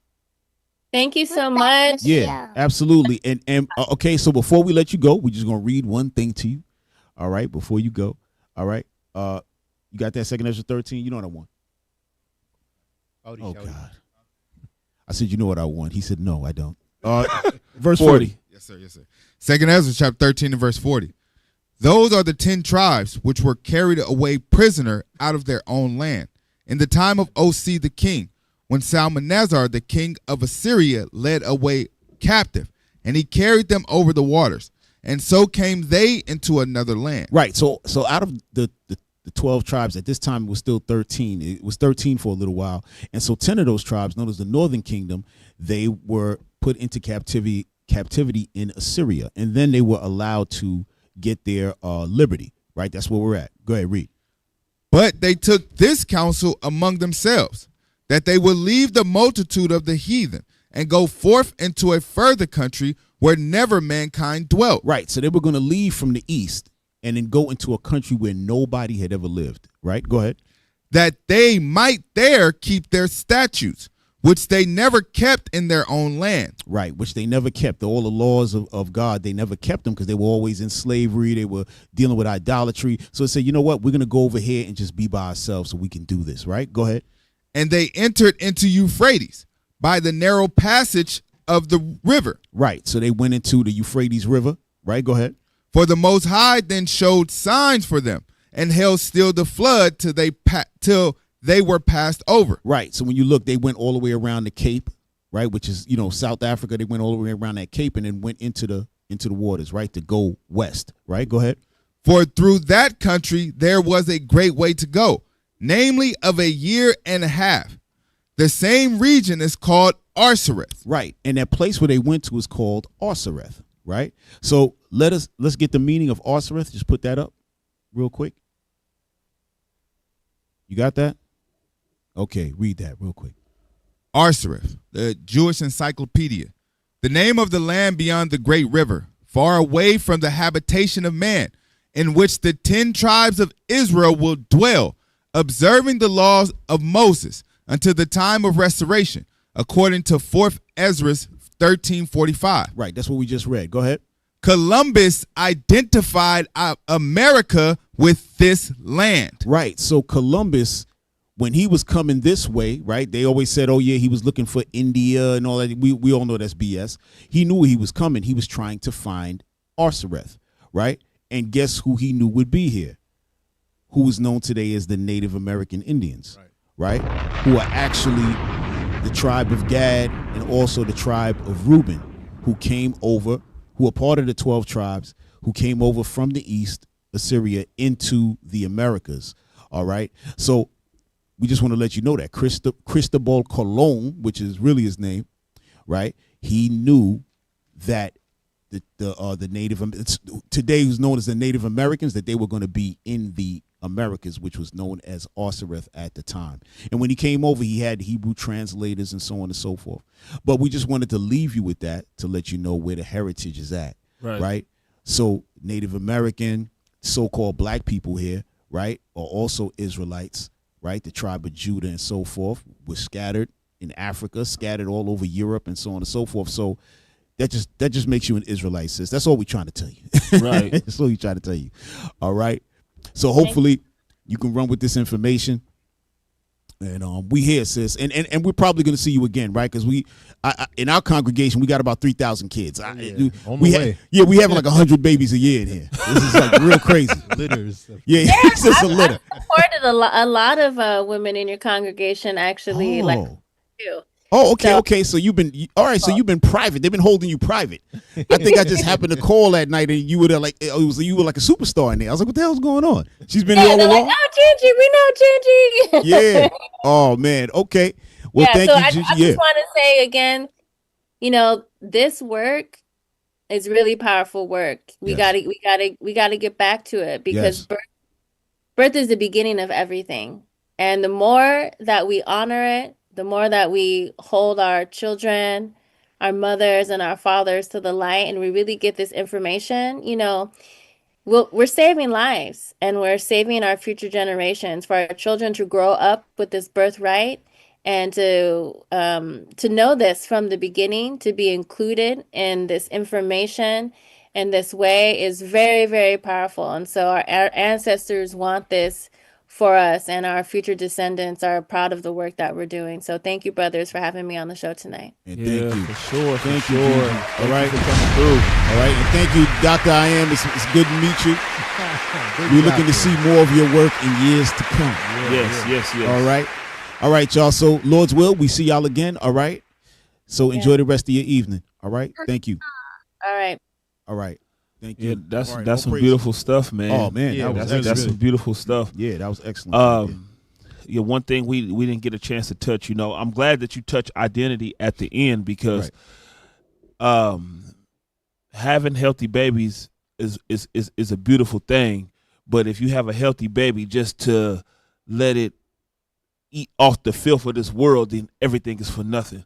So we got to make sure that we pushing our nationality, our culture, and God's law to our kids when they're young. Give me that in Deuteronomy right quick. You know what I want? You ain't been knowing nothing all night. Do you know? Yeah, that man. Come on. Deuteronomy chapter 6 and verse 7. Come on. And thou shalt teach them diligently. Wait. Go to 1 Peter 2:2 first, because we're talking about babies and growing up and breast milk and all of that. Well, let's see what the scripture's talking about. It's different types of milk that you're supposed to feed your kids. Let's see one. Come on. Right. 1 Peter chapter 2 and verse 2. Come on.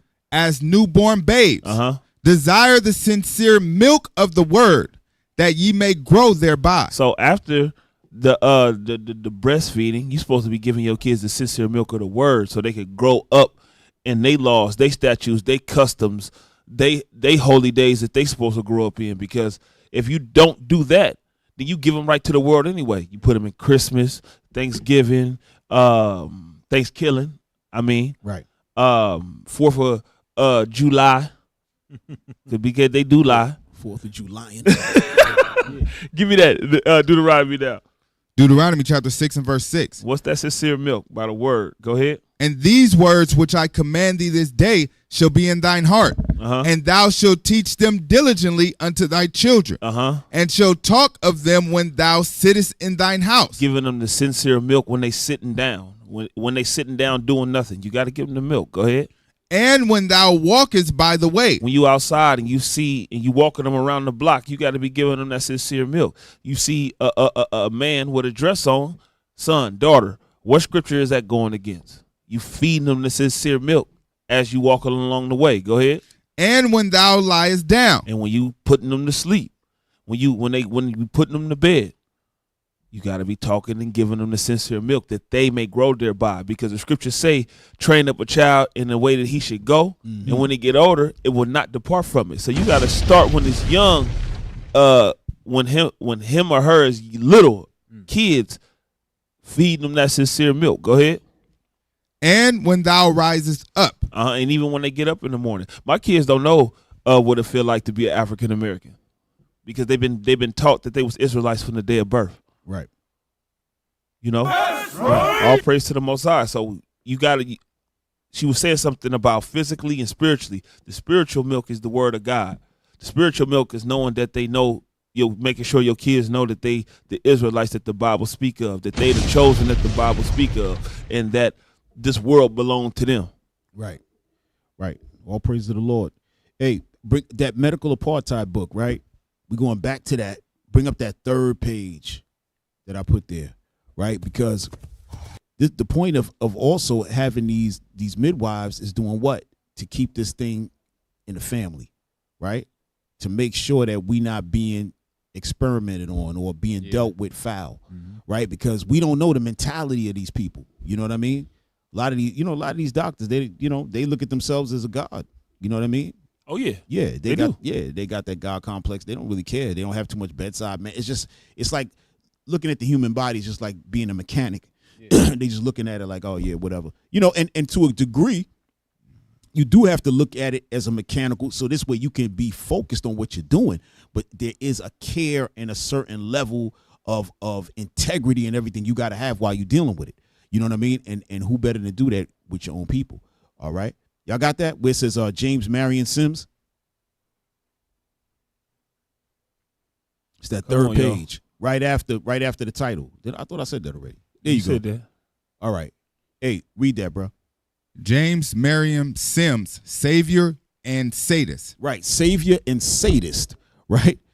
Go ahead. James Merriam Sims is an important figure in the history of experimentations with African Americans because he so well embodies the dual face of American medicine to which racial health disparities owe so much. Right, to which racial health disparities owe so much. Meaning all these disparities between the races where you have the so-called white people get better treatment than, let's say, the Israelites, right? Go ahead. Sims is revered as a woman's benefactor, although he conducted years of nightmarishly painful and degrading experiments without anesthesia or consent on a group of slave women. Right, but they're calling him the benefactor of women, meaning what? That he's done such great works for women. Meanwhile, on our people, he was doing experiments without anesthesia or consent. Go ahead. He was born into a struggling family of 10 in Hanging Rock near Lancastersville, South Carolina in 1813. In his autobiography, The Story of My Life, Sims describes how despite a career as an indifferent, mediocre student, he gained interest first to South Carolina Medical College and then to Jefferson Medical College. Right. Hold on a second. How you going to be a mediocre student and then become a doctor? Letting you know that when it said savior and sadist, he was more of a sadist than anything else. All right. They get on them guys from World War II who was over there committing all those atrocities. He's that same type of guy. Go ahead, read on. Then in Philadelphia, in the matter of the day, his medical education consisted of a year and a half. Oh my God. Are y'all hearing this? Yeah. Go ahead. What? He was a serial killer turned doctor. Exactly. That's what y'all got to understand. Go to the next page. Because in today's time, you got to be you got to do undergrad 4, then you got to do another 4 plus a residency, right? This clown was a doctor for a year and a half. He trained for a year and a half. Then all of a sudden he talking about, oh yeah, let me go do some experiments.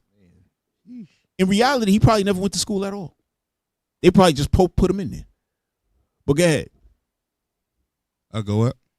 Just read from the top. Year and a half of instructions. Right. Sims confessed that he initially found his medical training wanting. Meaning he knew he wasn't trained at all. Go ahead. When it came time to making up a prescription, I had no more idea of what to do than if I had never studied medicine. Because he wasn't trained. That's like when anything you read, you have to do what? You got to be putting that into practice. Somebody got to be there. Yeah. That's what the residency is about, right? You got to follow with a doctor, see how they just put him out there. Why? Because he was going to deal with our people. What he need to have education for? All he needs is a scissor and a knife. Yeah, and a patient, so-called. Go ahead. But once he embarked upon practice on the plantations of Alabama, these feelings of inadequacy did not prevent him from blaming enslaved mothers for the high death rate of their infant children. Yo, y'all see this? The man had absolutely no skill, no talent, no nothing. And then when the women were dying, he blamed it on them. That's what's going on today. These sisters are dying with C-section. They're like, oh yeah, well, this. I guess she didn't have good eating habits. Yeah. Meanwhile, knowing that the C-sections is what, and the lack of their technique and skill, not being able to suture correctly and stop the bleeding is what causing these women to die. Go ahead. He ascribed neonatal tetanus, newborn tetanus, or trismus nascentum, nascentium to the mother's moral and intellectual failures. Right. So he said, listen, due to her morality and the lack of her intelligence, that's why she's dead. Somebody talk to me right now. How you going to be a fake doctor and then blame it on the patient? When the patient died, oh yeah, she's dumb. That's why she's dead. How about you, buddy? You know anything? Let's not talk about that. Do me a favor, please. All he knew was Get pain. Right here. Right. That's all he knew. Get right here, man. Yo, you could drop that though. But and there's much more on that. We could read that through. It would have been a whole show just reading that. Yeah. You understand? But that's what goes on with our people, man. We up under the gun. That's why the Lord said we got to come back, man. Old nation not desired. I feel like we pull that scripture every show, but we have to. Because our people got to understand we got to get back to the laws of God. And when you get back to the laws of God, guess what else you want to do? You want to get back to your people. Yeah. You start to love your people again, trust your people again. When you have a sister like Gingi and you trust that she spent time learning, so now you can have her in, right? And now, especially her, we know for a fact that she know what she's doing because she's been with a couple sisters here. Yeah. And they've had successful births. Everybody's happy. I'm telling you, when I called over there, I thought there was a party going on. Right. I said, where's I want to say sister. Where's sis at? Oh, she right here. I'm like, what the hell is going on over there? Can I come over? They was passing around breast milk. Yeah, Mordecai had drinks floating around over there. You know? But all praise to the Lord, man. What y'all got, man?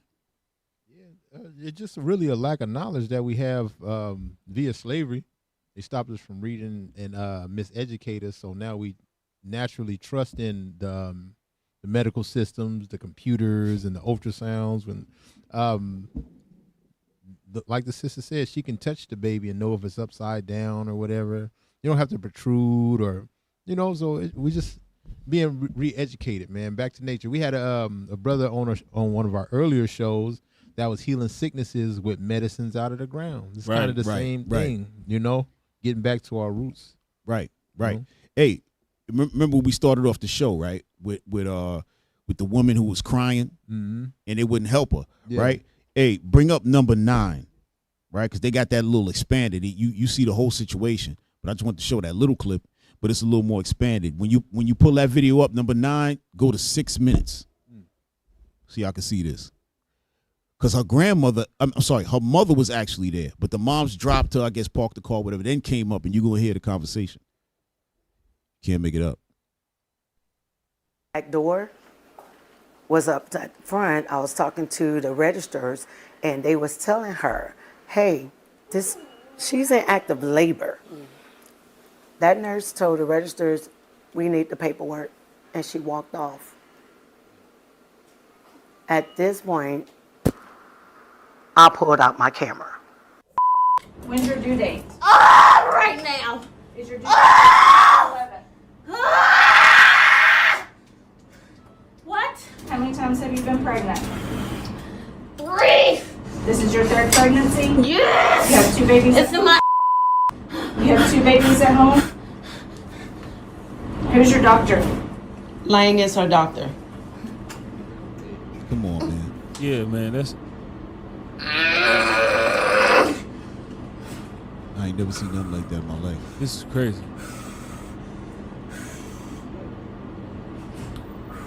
Listen close. Y'all treat all your patients like this or just the black ones? Look at that. Everyone's a personality patient for you. Go ahead. Hit pause. We good. That's wild. Right. Crazy, Moms have bro. to ask, do y'all treat all your patients like that or just the black ones? This is not a racial thing. Yeah, she dumb like that doctor who only went to school for a year and a half. That makes sense. You ain't going to get nobody down there to take in a room? Yeah, she talking all calm in an emergency situation. Yeah. She can ask all those questions in a room, in a bed, while she's getting an IV or whatever she need. No, That's the question crazy. is how come she don't have that information already? That information is already stored. Right. Was she worried about what kids is at home? But this is what I'm trying to She look what she asked her. How many pregnancies you had before? 2. You got 2 kids at home? Because she's trying to find out, did you have abortion? Did you do this? Yeah. So she could be, so she can be, what's the word I'm looking for? Oh, man, she could be, oh, God. Basically, she wants to, Send CPS there? No. She wants to, qualify her behavior. She knows she out of order. But now, if she can get her to say, yeah, I was pregnant twice before, but no, I don't have any children. She could be like, yeah, I could just treat her like this because she ain't ish. Right. You understand? Yeah. But when she came, after that, the mother said it's 2 children at home. But this is what she's trying to find out because she knew she was acting foul, so she just wanted to pry and see so she can have her behavior qualified. Listen, man, this is demonic. Man, that Edomite got off on her pain, man. 100%. Straight up. 100%. She was happy that she was in pain. Yeah. And that's all that is. That's that perpetual hatred that Esau always had for Jacob. Always. And that's that why was the Lord displayed. said, the Lord said don't put you to death because of that. No, real talk. I'm telling you, it's something really wrong with them people, man. Oh man. Want me to read that? What you got? Ezekiel. Yeah, go ahead. Ezekiel chapter 35 and verse 5. Because thou hast had a perpetual hatred and hast shed the blood of the children of Israel by the force of the sword in the time of their calamity, in the time that their iniquity had an end. Therefore, as I live, saith the Lord God, I will prepare thee unto blood, and blood shall pursue thee. Sith thou hast not hated blood, even blood shall pursue thee. Right. Read that again. That's what it is. That's what it is. Esau is a demon. Esau just a hateful individual. Because nobody, who's doing that? Who's sitting there and listening to that? I've never seen that. And clearly it's happened, right? But generally, once that pregnant mom comes in and she starts to writhe in pain, they're like, all right, come on, we're going to take you upstairs or take you wherever and do what they need to do. For her to just be sitting there acting like nobody in the damn hospital, come on now. She acting like she the only one working. Yeah. What's your name papers. again? Yeah, I need your papers. Yo, you can't make this up. But you're a nigger. Yeah, but You better shut your mouth. We would give you a bed, but you're a nigger. Right. It's a lack of empathy. It's a lack of empathy at that point. You know, somebody come in with an emergency. You know, if she don't have papers, you could send her the bill later. You know, but at that moment, it's an emergency. The sister's having birth. She's in labor. You know, so it's just a cold moment sitting there looking for papers, asking minuscule questions or whatever. Right. Hey, bring up number 2, y'all. Bring up number 2.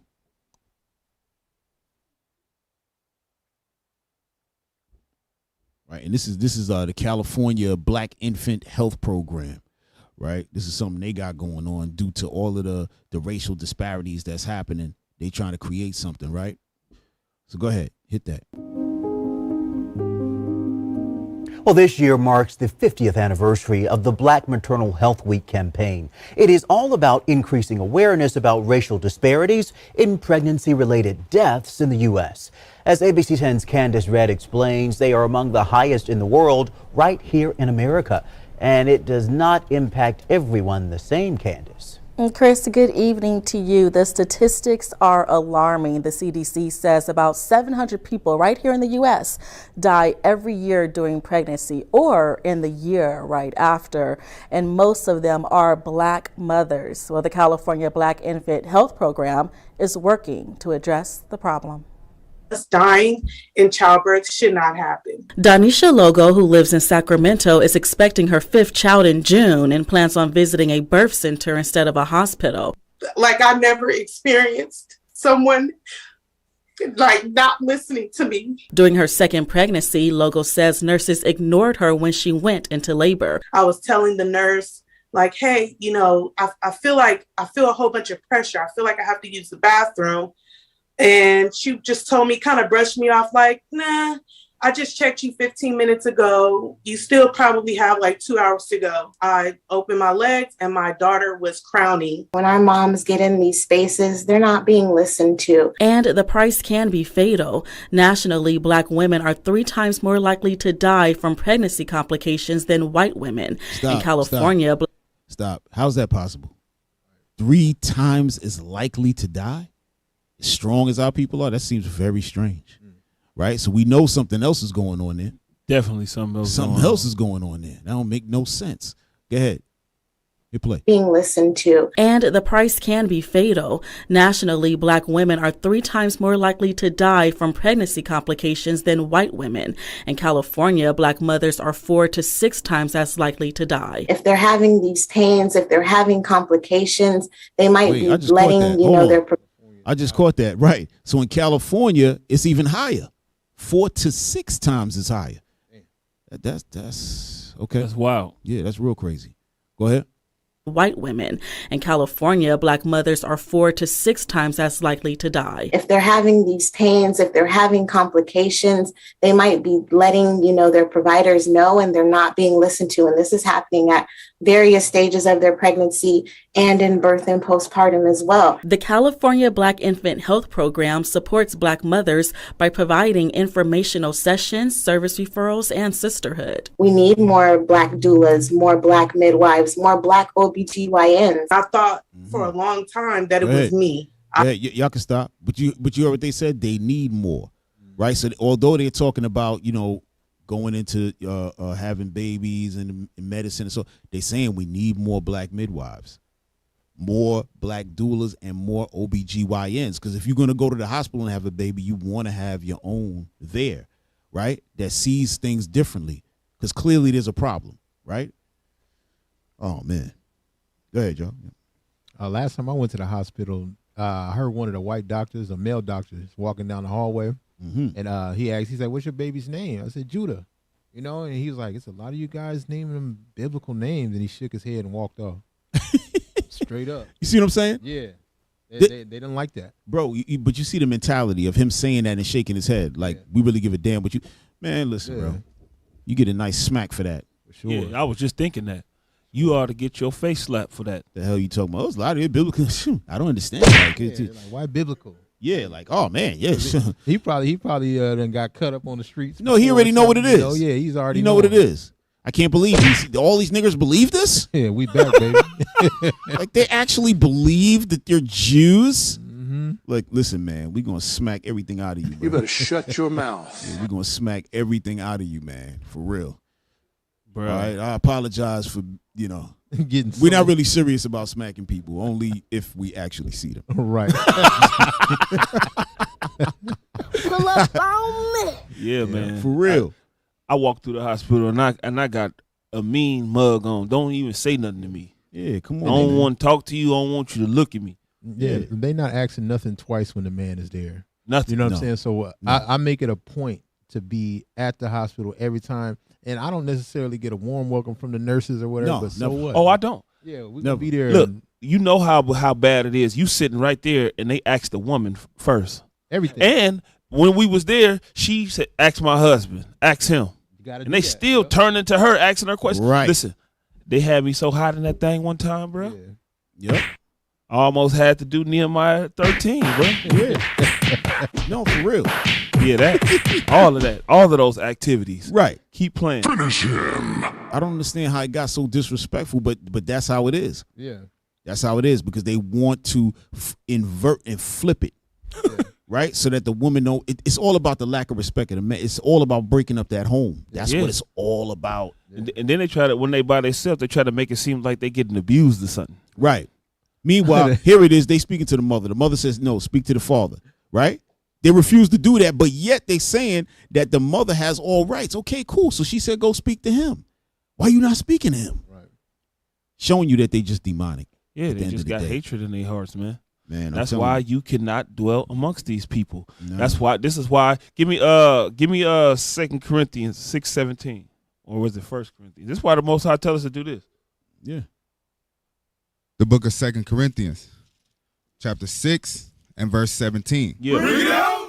Wherefore, come out from among them. Come on. And be ye separate. This is why God is telling us to separate from all these other people. Right. We're not talking about fleeing the country, of course. We're talking about separate from their culture, separate from their holidays, separate from them, period, because they have nothing but a perpetual hatred for you. And that's just not the Edomite race. That's every other race that's on the planet. Right. They're all gonna try to veer you away from loving your people, because they take it as hatred when you love your own, because you have less love for them. Right. Never loved you in the first place, my man. Right. I'm just dwelling with I'm only dwelling with you because it's at all possible to be at peace. Right. Read on. Saith the Lord, and touch not the unclean thing. You see that? You touch not the unclean thing, because all they try to do is push unclean things upon us. They so gung ho about pushing the unclean things upon us. They even got a problem with you getting your kids circumcised, bro. Right. They try to That's veer a real away thing. from you getting your kid circumcised, bro. Yeah, that's a real thing. Go ahead. And I will receive you. And that's how you be received by the Lord, by stepping away from these people and they vile acts and they inhumane things that they try to make look humane, man. Right. Straight up. Real talk.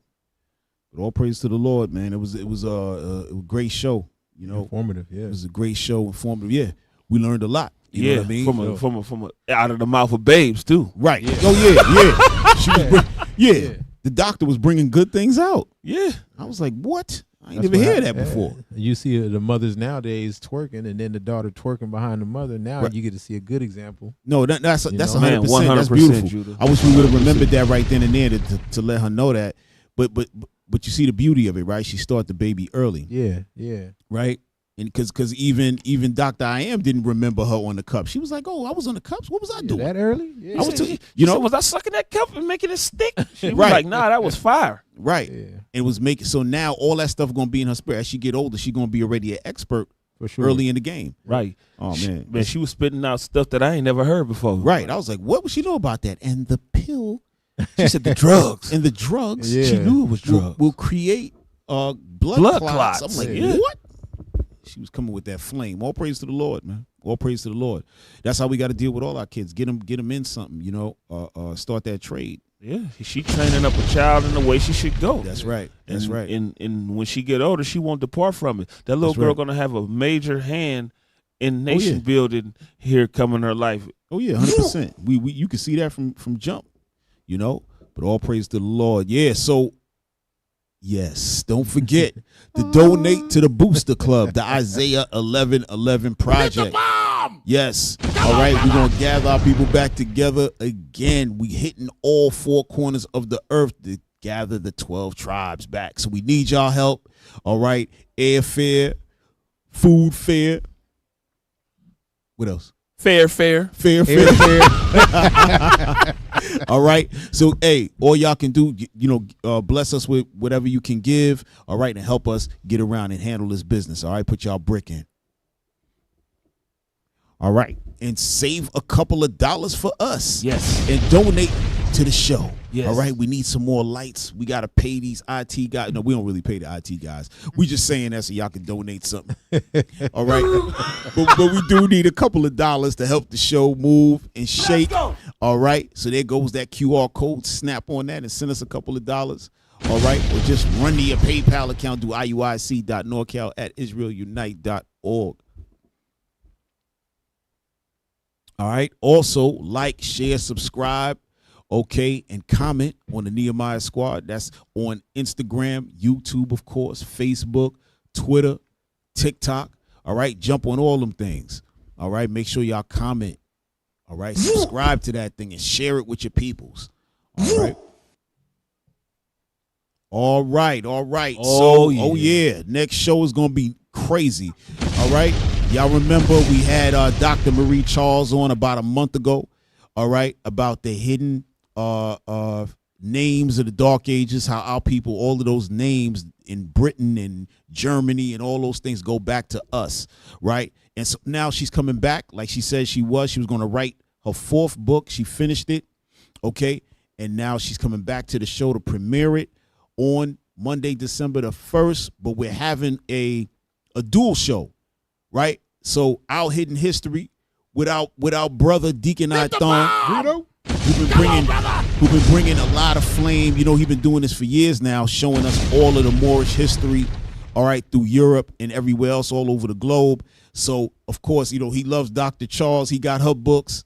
He wanted to be on the last show, but of course, at the time when we were recording, it was at the same time of his show, so we couldn't get it done. So this time, we're going to come together. So y'all, it's going to be a special show, which is going to be showing on his channel and our channel. It's going to be great. He's going to be bringing some things out, but Dr. Marie Charles is going to be doing her presentation and showing us her 4th book. All praises. Y'all don't want to miss it.